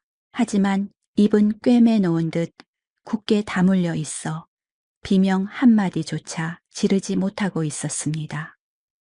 몸은 저주에 걸려 움직이는데 정신만은 깨어 생생한 공포를 느끼고 있는 것이 분명했습니다. 으드득 누군가의 입에서 이가 갈리는 소리가 났습니다. 사내들이 상여채를 도이 어깨에 걸치고 몸을 일으키려던 순간이었습니다. 6 장정의 다리가 동시에 후들거리며 꺾일 듯 휘어졌습니다. 빈 상여라면 장정 2어 명이서도 거뜬할 터인데 마치 그 안에 천년 묵은 바위라도 들어앉은 듯 어마어마한 무게가 느껴졌습니다. 팽팽하게 당겨진 사내들의 목, 힘줄이 당장이라도 끊어질 듯 곤두섰습니다. 그때였습니다. 상여가 기우뚱하며 균형을 잡자 그 안에서 기이한 소리가 들려왔습니다. 대구르르 쿵. 무언가 둥글고 묵직한 것이 나무 바닥을 굴러 벽에 부딪히는 소리. 그것은 시신이라기엔 너무나 딱딱했고 짐승이라기엔 너무나 건조한 소리였습니다. 그 소리가 들리자 사내들의 눈에서 흐르던 눈물이 더욱 굵어졌습니다. 공포로 일그러진 얼굴들은 당장이라도 도망치고 싶어 했지만 그들의 발은 주인 없는 상여를 맨체 칠흑 같은 어둠이 깔린 상리를 향해 저벅저벅 걸음을 옮기기 시작했습니다. 맨발이 거친 흙바닥에 쓸리는 소리만이 적막한 밤 공기를 갈랐습니다. 윤선비는 홀린 듯 그 기괴한 행렬의 뒤를 밟기 시작했습니다. 이성은 도망치라 아우성쳤지만 두 발은 호기심이라는 질긴 덫에 걸려 제멋대로 움직이고 있었습니다. 산길은 거칠었고 발밑에는 날카로운 돌부리가 널려 있어 집신을 뚫고 들어왔지만 앞서가는 6사내는 고통조차 느끼지 못하는 사람처럼 묵묵히 걸음을 옮겼습니다. 산 중턱 귀신도 쉬어간다는 험한 고개에 다다르자 변화가 일어났습니다. 크흑. 맨 앞 상여의 가장 무거운 머리 쪽을 맨 사내의 입에서 억눌린 신음이 터져 나왔습니다. 단순히 경사가 가파르기 때문이 아니었습니다. 상여 자체가 마치 살아있는 생물처럼 부피를 불리며 짓누르기 시작한 것입니다. 윤선비는 나무 뒤에 숨어 그 끔찍한 광경을 똑똑히 보았습니다. 팽팽하게 당겨진 사내들의 어깨 위로 거친 상여 멜빵이 파고들다 못해 살점을 지식이고 들어갔습니다. 툭투둑. 빗방울 떨어지는 소리가 아니었습니다. 사내들의 어깨에서 터져 나온 붉은 선혈이 바닥에 떨어져 마른 낙엽을 적시는 소리였습니다. 땀과 피가 뒤섞여 산벗을 검붉게 물들였고 다리는 사시나무 떨듯 요동쳤습니다. 상식적이라면 당장 상여를 내동댕이치고 주저앉았어야 할 상황이었습니다. 하지만 그들은 멈추지 않았습니다. 아니, 멈추지 못했습니다. 마치 보이지 않는 끈이 그들의 목을 휘감아산 정상으로 강제로 끌어당기는 것 같았습니다. 사내들의 눈동자는 고통과 공포로 뒤집혀 있었지만 다리는 기계적으로 삐걱거리며 위를 향해 움직였습니다. 그 모습은 영락 없이 실에 매달려 춤을 추는 꼭두각시 인형이었습니다. 바람이 잦아들고 사방이 쥐 죽은 듯 고요해진 찰나 윤선비의 귓가에 서늘한 바람소리가 스쳤습니다. 아니, 그것은 바람소리가 아니었습니다. 상여 안에서 혹은 저 까마득한 허공에서 들려오는 희미하고 끈적한 속삭임이었습니다. 아직 멀었다. 더 높이. 그 목소리는 늙은 노인의 것 같기도 어린아이의 칭얼거림 같기도 했습니다. 그 소리가 들릴 때마다 상여는 더욱 무겁게 사내들을 짓눌렀습니다. 우두머리 사내의 무릎이 뚝 하는 소리와 함께 꺾였지만 상여는 자비 없이 그를 일으켜 세워 다시금 가파른 비탈길로 내몰았습니다. 이것은 장례가 아니었습니다. 죽을 때까지 끝나지 않을 형벌이자 처절한 고문이었습니다. 산 정상 북은 나무 한 그루 자라지 않는 황량한 공터에 이르러서야 행렬이 멈췄습니다. 서늘한 산바람조차 비켜가는 그곳은 마치 누군가 산의 머리를 억지로 깎아놓은 듯 기괴한 모습이었습니다. 쿵, 사내들이 신음과 함께 상여를 땅에 내려놓았습니다. 어깨의 살점은 이미 너덜너덜해져 뼈가 드러날 지경이었지만 쉴 틈은 주어지지 않았습니다. 그들은 홀린 듯 바닥에 엎드려 미리 준비된 낡은 괭이와 맨손으로 거친 땅을 파기 시작했습니다. 손톱이 뒤집히고 손가락 마디마디에서 피가 솟구쳐 흙과 뒤섞였지만 그들의 손놀림은 광기에 사로잡힌 듯 필사적이었습니다. 서걱서걱 흙 파는 소리만이 정막을 채웠습니다. 얼마나 시간이 흘렀을까? 제법 깊은 구덩이가 만들어졌다 싶었을 때였습니다. 스스스 마치 수천 마리의 개미떼가 기어가는 듯한 소름 끼치는 소리와 함께 파놓은 구덩이 옆에 흙더미가 저절로 무너져 내리기 시작했습니다. 아니 그것은 단순한 붕괴가 아니었습니다.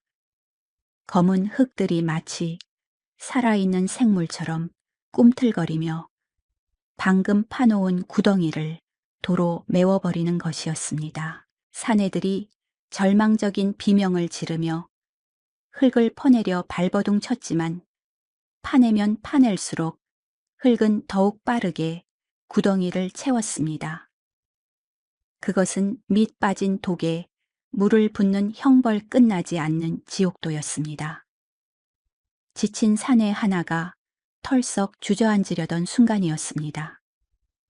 땅바닥에 놓여있던 상여의 멜빵이 뱀처럼 스르륵 움직이더니 순식간에 사내의 목을 휘감았습니다. 캑, 끄르륵, 사내의 얼굴이 검붉게 충혈되며 혀가 길게 빠져나왔습니다.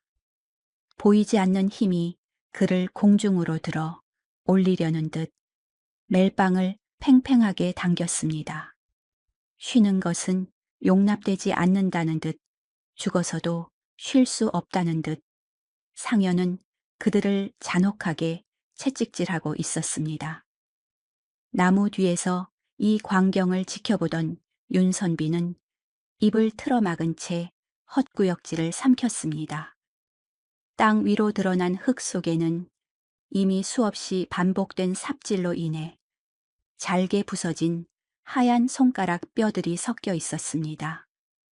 우지끈 공포에 질려 뒷걸음질 치던 윤선비의 발밑에서 마른 나뭇가지 부러지는 소리가 천둥처럼 울렸습니다. 심장이 덜컥 내려앉는 순간 얼음장처럼 차갑고 거친 손이 어둠 속에서 튀어나와 윤선비의 입을 틀어막았습니다. 비명을 삼키며 돌아본 곳에는 낮에 보았던 꼽추 노파가 서 있었습니다. 노파의 눈은 퀭하게 들어가 있었지만 그 안에서 번득이는 안광만은 서슬 퍼런 칼날 같았습니다. 노파는 윤선비를 나무 뒤 어둠 속으로 거칠게 잡아 끌었습니다. 그녀에게서는 묵은 된장 냄새와 썩은 흙내 그리고 알 수 없는 향 냄새가 진동했습니다. 쉿. 저것들에게 들키면 자네도 영영 저 상여끈을 매게 될 게야. 노파의 목소리는 쇠를 긁는 듯 거칠었지만 그 속에는 체념과 연민이 뒤섞여 있었습니다. 그녀는 턱짓으로 공터에서 피눈물을 흘리며 흙을 파내고 있는 6 사내를 가리켰습니다. 저 놈들 사람 같아 보이지 아니야. 이미 반은 귀신이야. 저 상여 안에 든 게 정말 시체라고 생각하나. 윤선비는 덜덜 떨며 고개를 저었습니다.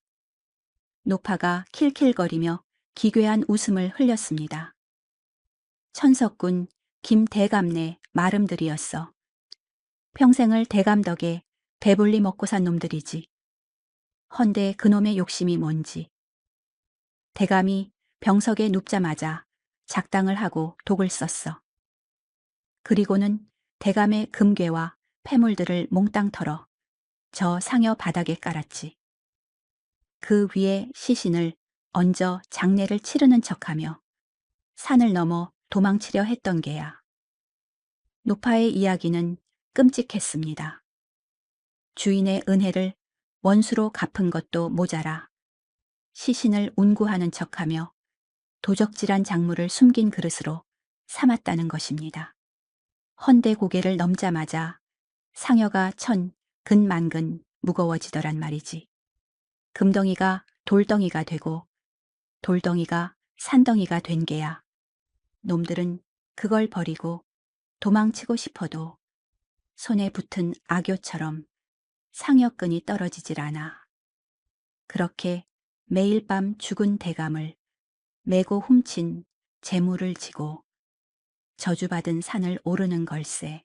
파묻으려 해도 땅이 뱉어내고 버리려 해도 귀신이 들러붙으니 저게 지옥이 아니고 뭐겠나.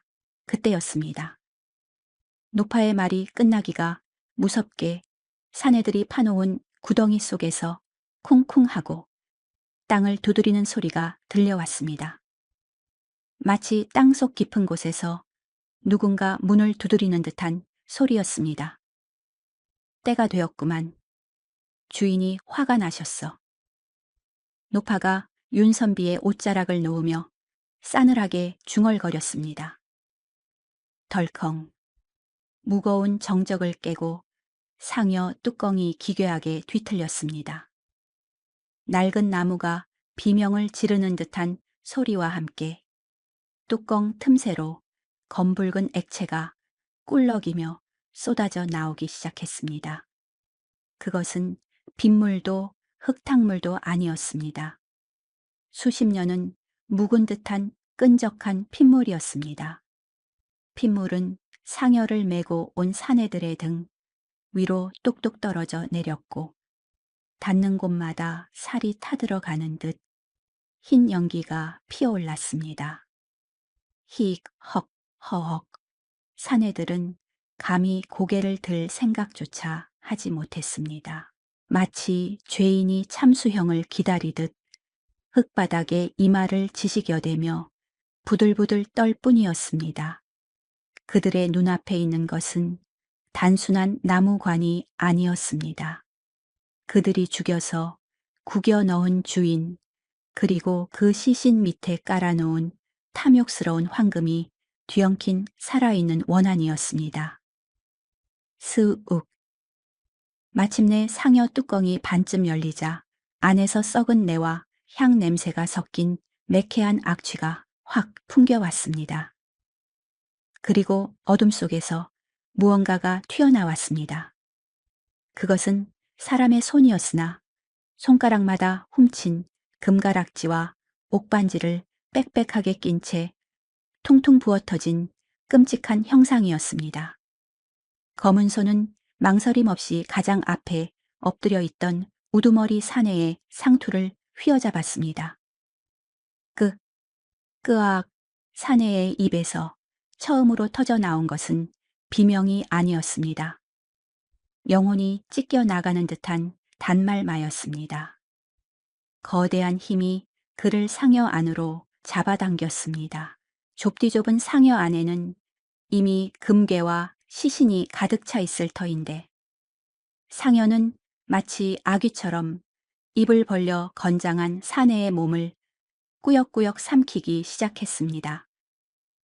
우지끈 뚝 상여 안으로 반쯤 끌려 들어간 사내의 허리가 꺾이는 소리가 숲을 울렸습니다. 나머지 5 사내는 그 광경을 보면서도 도망치지 못했습니다. 보이지 않는 족쇄가 발목을 잡고 있는 듯 그들은 동료가 산 채로 씹어 먹히는 소리를 들으며 그저 자신의 차례를 기다리는 가축처럼 떨고 있었습니다. 상여 안에서는 탐욕스럽게 무언가를 씹어 삼키는 축축한 소리가 들려왔고 바닥에 떨어진 핏물은 어느새 윤선비가 숨어있는 나무 밑동까지 흘러와 그의 집신을 적셨습니다.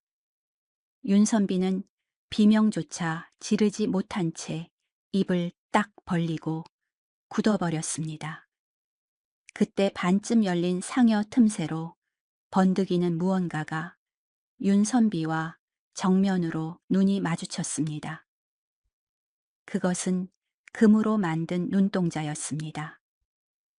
꽃기호 산 아라에서 들려온 새벽닭의 울음소리가 날카로운 비수처럼 허공을 갈랐습니다. 순간 윤선비와 눈을 마주치던 그 금빛 눈동자의 광채가 흔들리더니 지독한 안개가 순식간에 공터를 집어삼켰습니다. 사내들의 비명도 상여의 삐걱거림도 살을 씹던 끔찍한 소리도 거짓말처럼 안개 속으로 녹아들었습니다.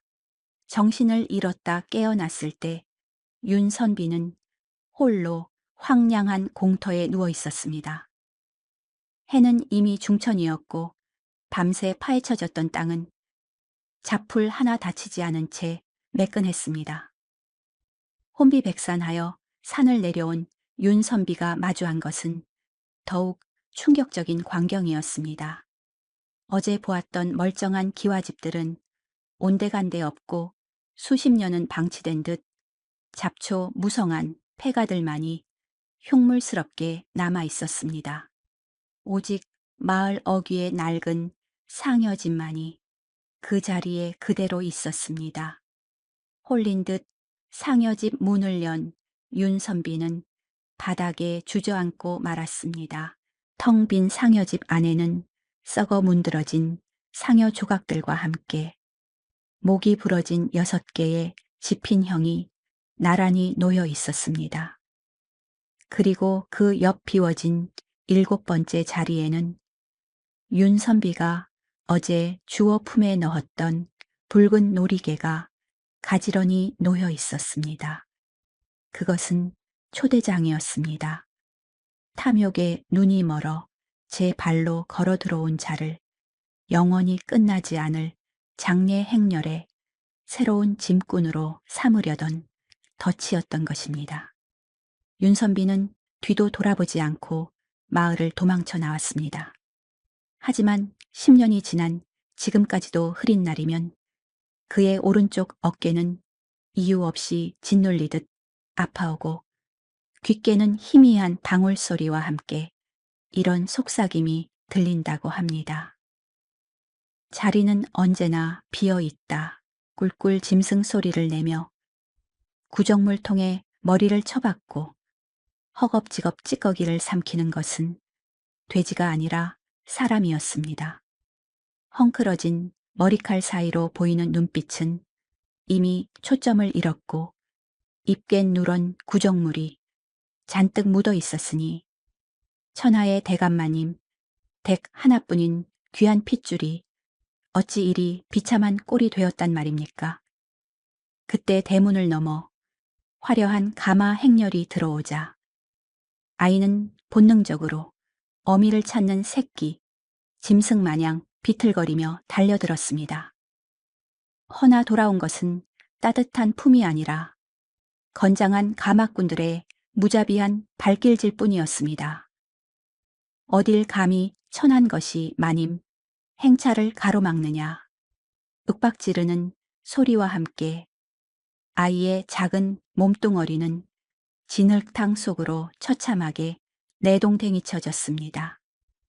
감에서 내린 비단신의 여인은 피를 토하며 꿈틀대는 아이를 벌레 보듯 차갑게 내려다보며 혀를 찼을 뿐입니다. 하늘도 무심하시지 천륜을 이토록 잔인하게 짓밟고도 무사할 줄 알았습니까?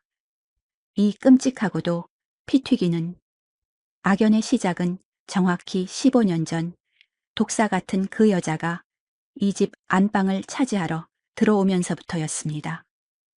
그때만 해도 이 대감마님 댁은 덕망 높은 본처 마님의 온기로 가득 차 있었습니다. 만삭의 몸으로도 아랫사람들을 살뜰히 챙기던 마님은 굴러온 돌이나 다름없는 후시를 친동생처럼 여기며 거두어 주었으니 호랑이 새끼를 제 품에 안고 키운 꼴이 되고 말았습니다.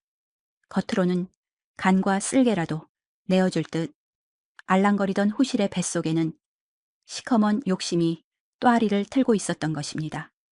대감마님이 잠시 한양으로 벼슬길을 떠나 집을 비운 사이 그 악독한 계획은 마침내 이빨을 드러냈습니다. 후실은 몸이 무거운 마님을 위해 정성껏 탕약을 달여 올렸습니다. 허나 그것이 사람을 살리는 약이겠습니까? 아니면 피를 말리는 독약이겠습니까? 마님은 그 약을 먹을 때마다 얼굴이 백지장처럼 하얗게 질려갔고 밤마다 가슴을 쥐어뜯으며 고통에 몸부림쳤습니다. 동생이 지어준 약이니 곧 낫겠지라며 끝까지 후시를 믿었던 마님의 착한 마음씨가 오히려 화를 부르고 만 것입니다. 독기운이 뼈에 사무치는데도 후실은 아픈 마님 곁을 지키는 척하며 사람들의 눈을 피해 약사발에 독초를 조금씩 더 섞어 넣었으니 사람이 어찌 이리도 악랄할 수 있단 말입니까? 비바람이 몰아치던 칠흑 같은 밤, 마침내 산통이 시작되었습니다. 하늘도 이 끔찍한 비극을 참아 볼 수 없었는지 천둥 번개가 요란하게 내리꽂혔습니다.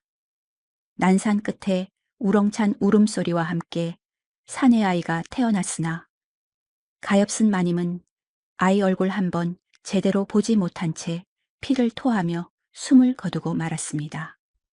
그 순간 방 안에 있던 산파와 몸종들은 공포에 질려 입을 다물 수밖에 없었습니다. 방금 숨을 거둔 마님의 시신 앞에서 후실이 섬뜩한 미소를 지으며 갓 태어난 핏덩이를 안아 들었기 때문입니다. 그 악녀는 자신의 뱃속에서 나온 아이와 마님이 낳은 아이를 나란히 눕혀놓고는 무시무시한 결단을 내렸습니다. 본처의 아들을 단칼에 죽여 후환을 없애자는 산파의 말에 후실은 고개를 저으며 더욱 잔인한 짓을 꾸몄습니다. 죽음은 너무나 편안한 안식인이 살아서 지옥을 맛보게 하겠다는 것이었습니다. 내 아들은 대감마님의 적장자가 되어 비단길을 걸을 것이나 이 아이는 평생 똥오줌이나 받아먹는 짐승으로 살게 할 것이다. 라고 뇌까리며 그녀는 마님의 고귀한 핏줄을 돼지우리 구석으로 내던지라고 명했습니다. 그날 밤 대감마님의 진짜 아들은 돼지 밥통 옆 지푸라기 더미에 버려졌고 후실의 천한 자식은 금침 위에 누워 대감 댁귀한 도령으로 둔갑하고 말았습니다. 죽은 마님이 구천을 떠돌며 피눈물을 흘릴 이 기막힌 운명의 장난을 그때는 아무도 알지 못했습니다. 한양에서 벼슬을 마치고 돌아온 대감마님은 청천벽력 같은 마님의 부고 소식에 그 자리에서 혼절하고 말았습니다. 깨어난 대감마님이 피를 토하듯 울부짖을 때 그 곁을 지키며 가증스러운 눈물을 훔친 것은 다름 아닌 그 악독한 후실이었습니다. 그녀는 자신의 뱃속에서 나온 아이를 비단 강보에 싸서 대감마님 품에 안겨주며 이것이 마님께서 목숨과 맞바꿔 낳으신 귀한 적장자라고 천연덕스럽게 거짓을 고했습니다. 제 자식을 남의 자식이라 속이고 남의 자식을 짐승 구유에 처박아 놓았으면서도 눈 하나 깜짝하지 않았으니 이 여자의 심장은 필시 검은 숫덩이로 되어 있음이 분명합니다. 대감마님은 그 아이가 죽은 본처가 남긴 유일한 핏줄인 줄로만 알고 금지옥엽으로 키웠습니다. 가짜 도령은 걷기도 전부터 비단옷을 휘감고 산의 진미가 아니면 입도 되지 않는 호사를 누렸습니다. 허나콩 심은데 콩 나고 팥 심은데 팥 난다 하지 않았습니까? 그 아이는 자라면서 제 어미의 표독스러운 성정을 그대로 빼닮아 하인들에게 걸핏하면 매질을 해대고 마음에 안 들면 귀한 도자기들을 닥치는 대로 깨부수는 폐악질을 일삼았습니다. 대감마님은 그저 어미 잃은 불쌍한 자식이라 오냐 오냐 하며 모든 허물을 덮어주었으니 집안의 기강은 날이 갈수록 무너져 내렸습니다. 그 시각 진짜 주인인 개똥이의 삶은 어떠했습니까? 차마 눈뜨고는 볼 수 없는 지옥 그 자체였습니다. 후실은 대감마님 몰래 하인들을 시켜 엄명을 내렸습니다. 개똥이에게는 사람의 말을 가르치지 말고 두 발로 걷지도 못하게 하라는 것이었습니다. 아이는 영문도 모른 채 네 발로 기어다니며 돼지와 함께 뒹굴어야 했고, 배가 고파 울 때마다 돌아오는 것은 따뜻한 밥 한 숟갈이 아닌 매서운 작대기 찜질 뿐이었습니다.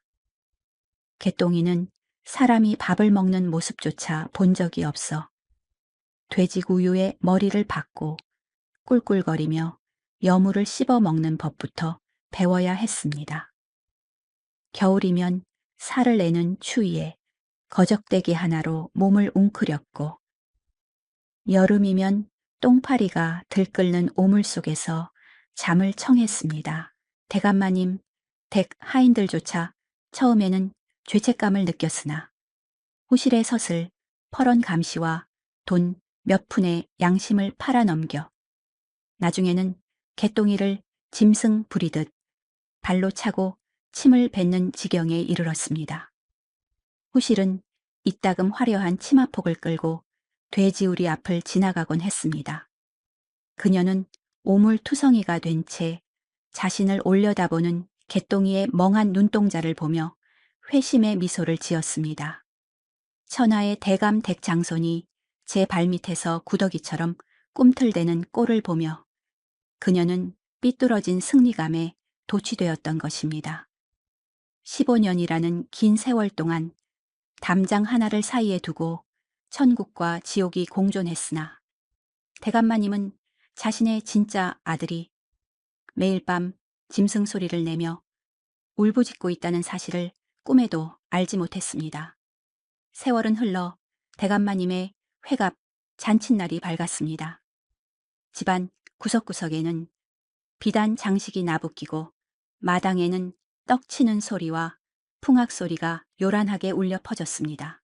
고기 굽는 기름진 냄새가 담장을 넘어 돼지우리까지 진동하니 며칠을 굶은 개똥이의 코끝에도 그 달콤한 향기가 스며들고야 말았습니다.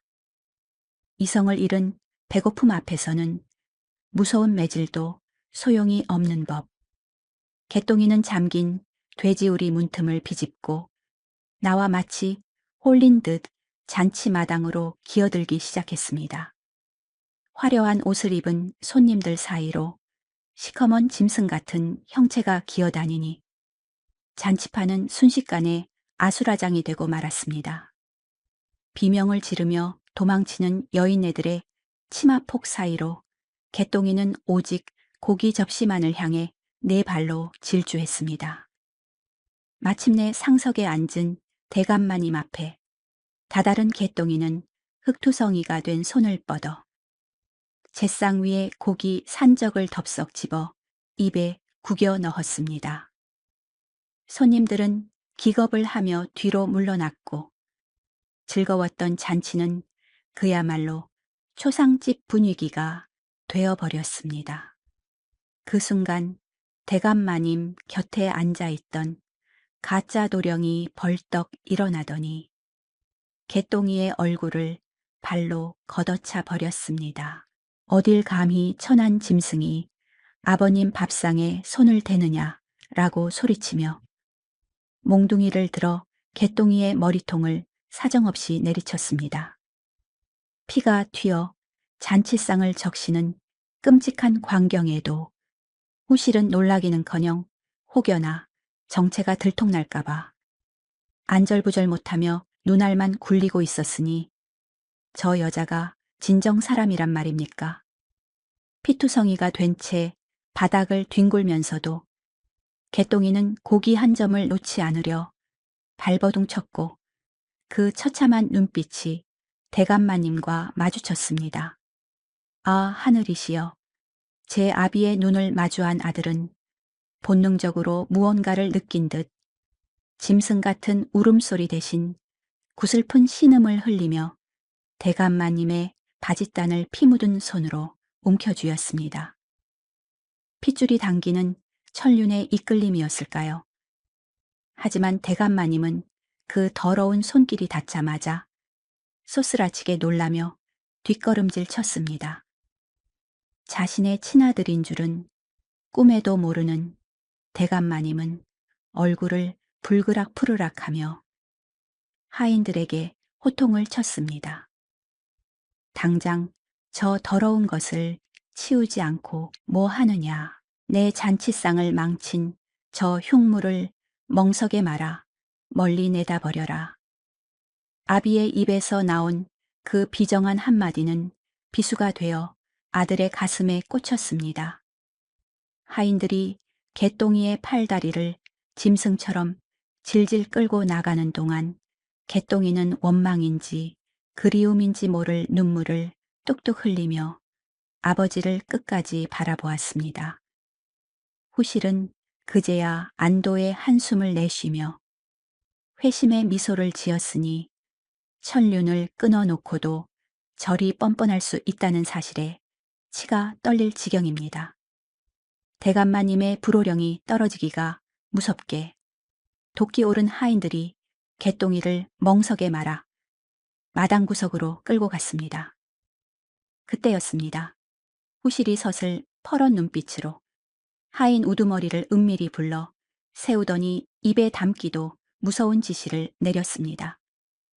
살려서 내보내면 내 놈들 목이 달아날 줄 알아라. 쥐도 새도 모르게 숨통을 끊어 뒷산 골짜기에 던져버려라. 15년을 짐승처럼 부려먹은 것도 모자라. 이제는 아예 그 목숨마저 앗아가려 하니 저 여자의 뱃속에는 구렁이 100마리가 들어앉아 있는 것이 분명합니다. 영문도 모른 채 멍석 안에 갇힌 개똥이 위로 무자비한 몽둥이질이 쏟아지기 시작했습니다. 살려주세요. 꿀꿀. 사람의 말보다 짐승의 소리로 애원하는 그 처절한 비명에도 하인들은 후실의 명이 두려워 멈추지 않았습니다.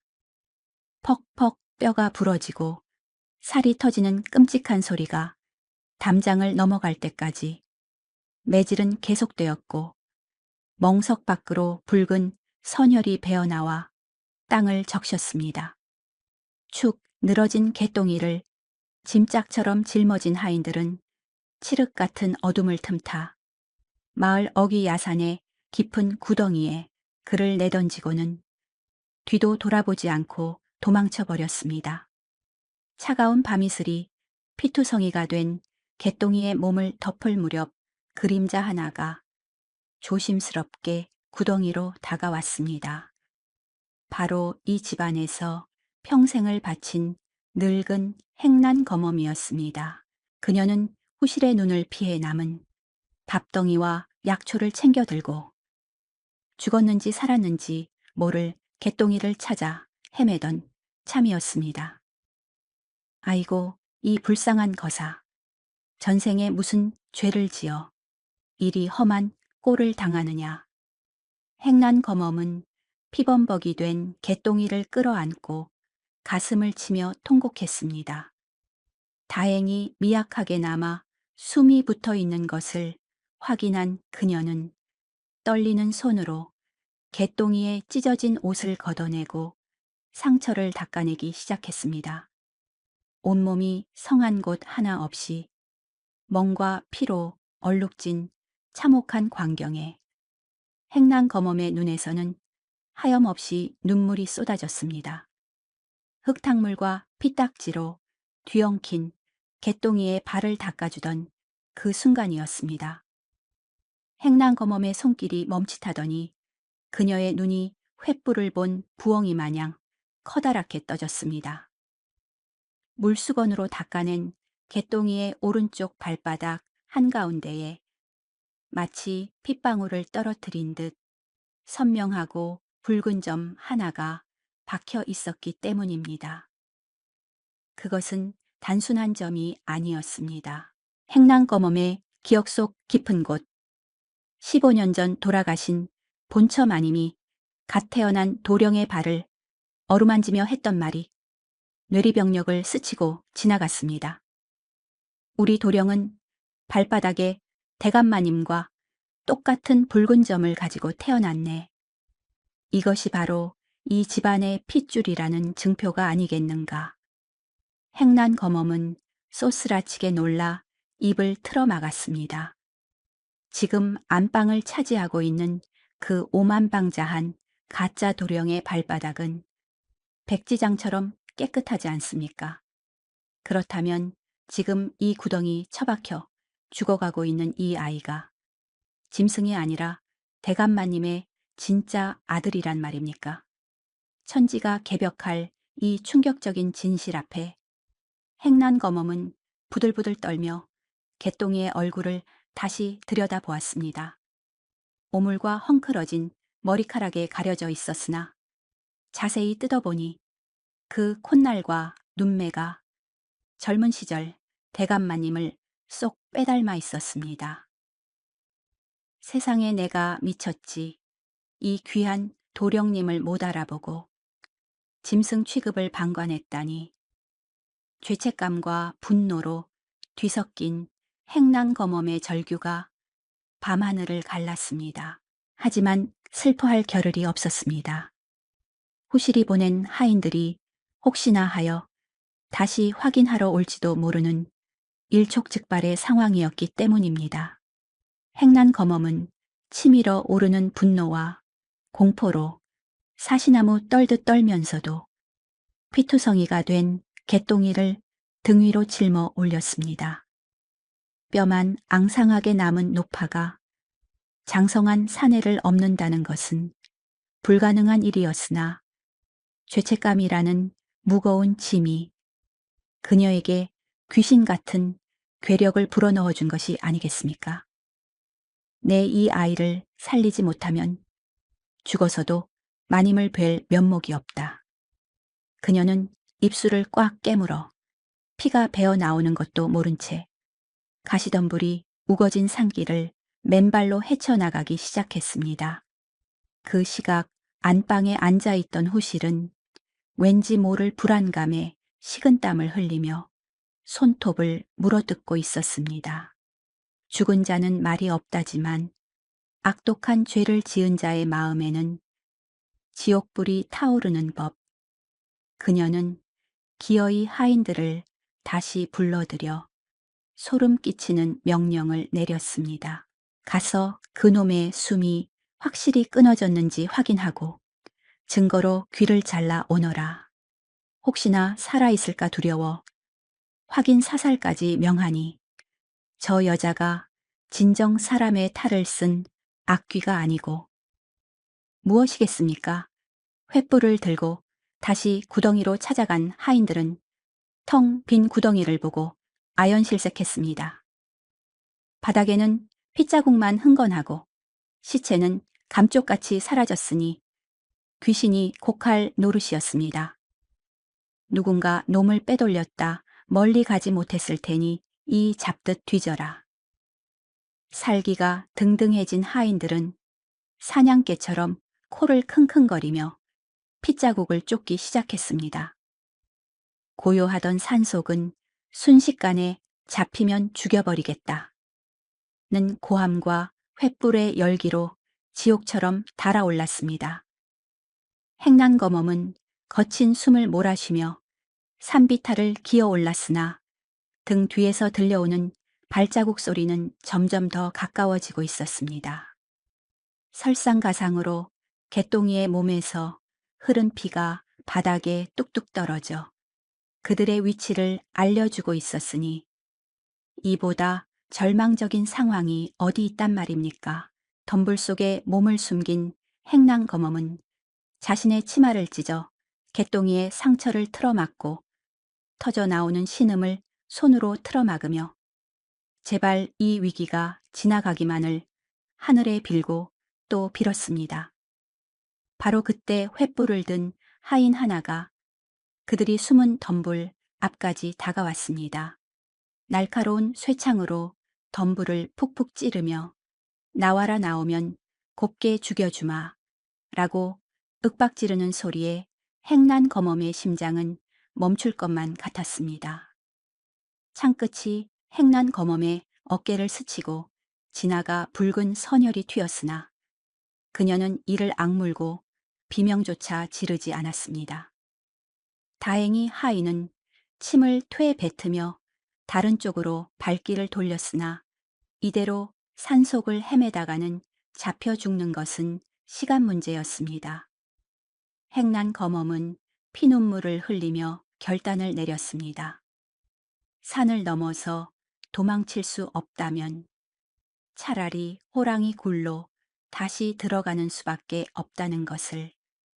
그녀는 죽을 힘을 다해 방향을 틀어 등불이 환하게 켜진 대감마님의 사랑채를 향해 비틀거리며 내달리기 시작했습니다. 가서 밝혀야 한다. 내 목숨을 바쳐서라도 대감마님께 이 천인공노할 진실을 고해야 한다. 뒤에서 횃불 무리가 다시 쫓아오는 소리가 들리고 앞에는 닫힌 대문이 가로막고 있는 절체절명의 순간 행난 검엄은 마지막 남은 목숨줄을 태우듯 발을 내디뎠습니다. 쾅 고요하던 사랑채의 문짝이 부서질 듯 굉금을 내며 열어젖혀지고 피투성이가 된 행난 검엄이 짐짝 같은 개똥이를 업은 채 마당 한복판으로 처참하게 굴러떨어졌습니다. 횃불을 들고 쫓아오던 하인들은 대감마님의 처소가 눈앞에 나타나자 감히 안으로 들이닥치지 못하고 멈칫거렸으나 그들의 손에 들린 몽둥이와 나새는 여전히 살기가 뚝뚝 떨어지고 있었으니 이 얼마나 긴박한 상황입니까? 방 안에서 단잠을 자던 대감마님은 날벼락 같은 소란에 놀라 속옷 차림으로 뛰쳐나왔습니다. 마당에 피를 흘리며 쓰러진 노파와 거적대기에 쌓인 흉물을 본 대감마님은 이게 무슨 해괴망측한 짓거리냐 라고 벼락 같은 호통을 쳤습니다. 그 순간 건너방에서 이 사단이 난 것을 눈치챈 후실이 속치마 바람으로 허겁지겁 달려나왔습니다. 그녀는 행난 검엄과 개똥이가 살아 돌아왔다는 사실에 사색이 되어 마치 미친 사람처럼 하인들에게 고래고래 소리를 질러대기 시작했습니다. 무엇들 하느냐, 저 미친 노파가 흉물을 데리고 와 대감마님을 해하려 한다. 당장 끌어내어 때려 죽여라. 당장 제 발 저린 도둑이 몽둥이를 든다고. 후실은 행난 검엄이 입을 벙긋하기도 전에 아예 입막음을 하려고 발악을 했습니다. 영문을 모르는 하인들은 안방마님의 서슬 퍼런 명령에 우르르 달려들어 이미 반송장이 된 행난 검엄을 발로 짓밟고 머리채를 잡아 끌어내려 했습니다. 퍽퍽 무자비한 발길질에 행난 검엄의 입에서 검붉은 피가 터져 나왔지만 그녀는 개똥이를 감싸 안은 팔을 절대 풀지 않았습니다. 뼈가 으스러지는 고통 속에서도 그녀의 눈은 오직 대감마님만을 향해 이글거리고 있었으니 저것은 사람의 집념이 아니라 억울하게 죽은 원혼의 절규와도 같았습니다. 대감마님, 속으시면 안 됩니다. 이 아이는 짐승이 아닙니다. 행난 검엄은 피를 토하며 울부짖었으나 호실은 더욱 악랄하게 소리치며 그녀의 목소리를 덮어버리려 했습니다. 듣지 마십시오. 노망이 들어 헛소리를 하는 것입니다. 어서 저것들의 주둥이를 쳐라.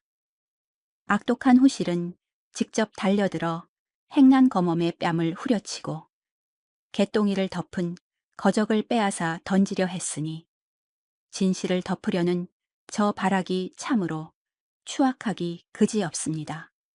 하인들에 의해 질질 끌려나가던 행난 검엄은 마지막 남은 힘을 짜내어 바닥을 기었습니다. 손톱이 빠지고 무릎이 까져 피가 철철 흐르는 와중에도 그녀는 짐승처럼 기어 대감마님의 바짓가랑이를 덥석 부여잡았습니다. 대감마님은 자신의 비단옷에 더러운 피가 묻자 기겁을 하며 뒷걸음질 쳤으나 행난검엄의 손은 마치 쇠갈고리처럼 떨어질 줄을 몰랐습니다. 노하라, 이 미친 것이 감히 어디에 손을 대느냐. 대감마님이 혐오감에 차 행난검엄을 발로 걷어차려던 찰나 행난검엄은 찢어질 듯한 목소리로 하늘이 무너질 진실을 토해냈습니다. 대감마님, 이 아이의 발바닥을 보십시오. 제발 저 붉은 점을 한 번만 보십시오. 그녀의 절규는 단순한 비명이 아니라 15년 동안 묻혀있던 피의 역사를 깨우는 천둥소리였습니다. 그 한마디에 미친 듯이 날뛰던 후실의 동작이 얼어붙었고 몽둥이를 휘두르던 하인들의 손도 허공에서 멈췄습니다. 대감마님은 의아한 표정으로 발밑에 엎드린 노파와 멍석 밖으로 삐져나온 개똥이의 더러운 맨발을 번갈아 쳐다보았습니다. 모든 것이 멈춘 숨 막히는 정적 속에서 운명의 판결만이 기다리고 있었습니다. 대감마님은 홀린 듯 엎드려 떨리는 손으로 개똥이의 발바닥에 묻은 피와 흙을 거칠게 문질러 닦아내었습니다. 그러자 횃불 아래 가문의 적장자에게만 유전된다는 그 영롱하고 붉은 점이 거짓말처럼 선명하게 빛을 발하는 것이 아니겠습니까? 이 점은 대감마님은 하늘이 무너지는 비명을 지르며 제 가슴을 쥐어뜯었습니다. 15년 전 죽은 아내가 남긴 핏줄을 알아보지 못하고 제 손으로 멍석마리를 시켜주기려 했다니 이 뼈에 사무치는 통한을 어찌다 갚는단 말입니까?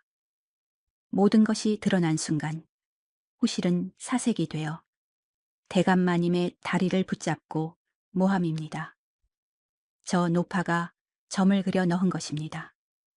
라며 끝까지 혓바닥을 놀렸습니다.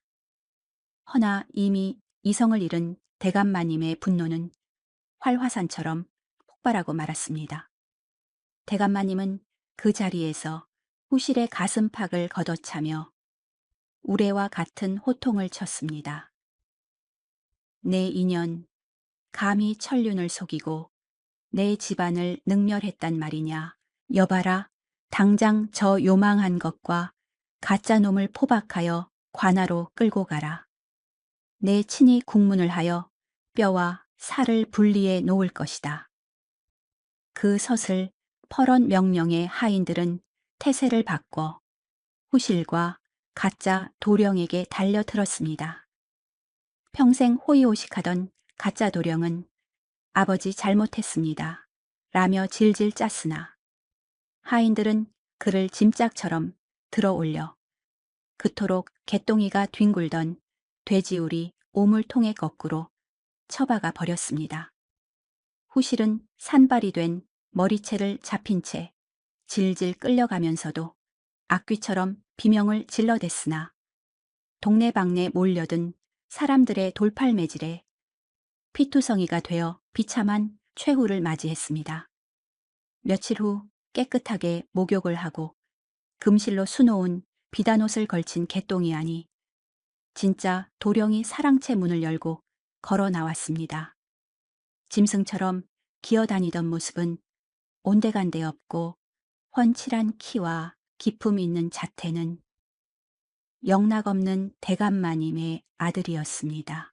대감마님은 되찾은 아들의 손을 잡고 하염없이 눈물을 흘렸고 도령은 자신을 지켜준 늙은 행난 검엄을 평생 감에 태워 모시라 명했습니다.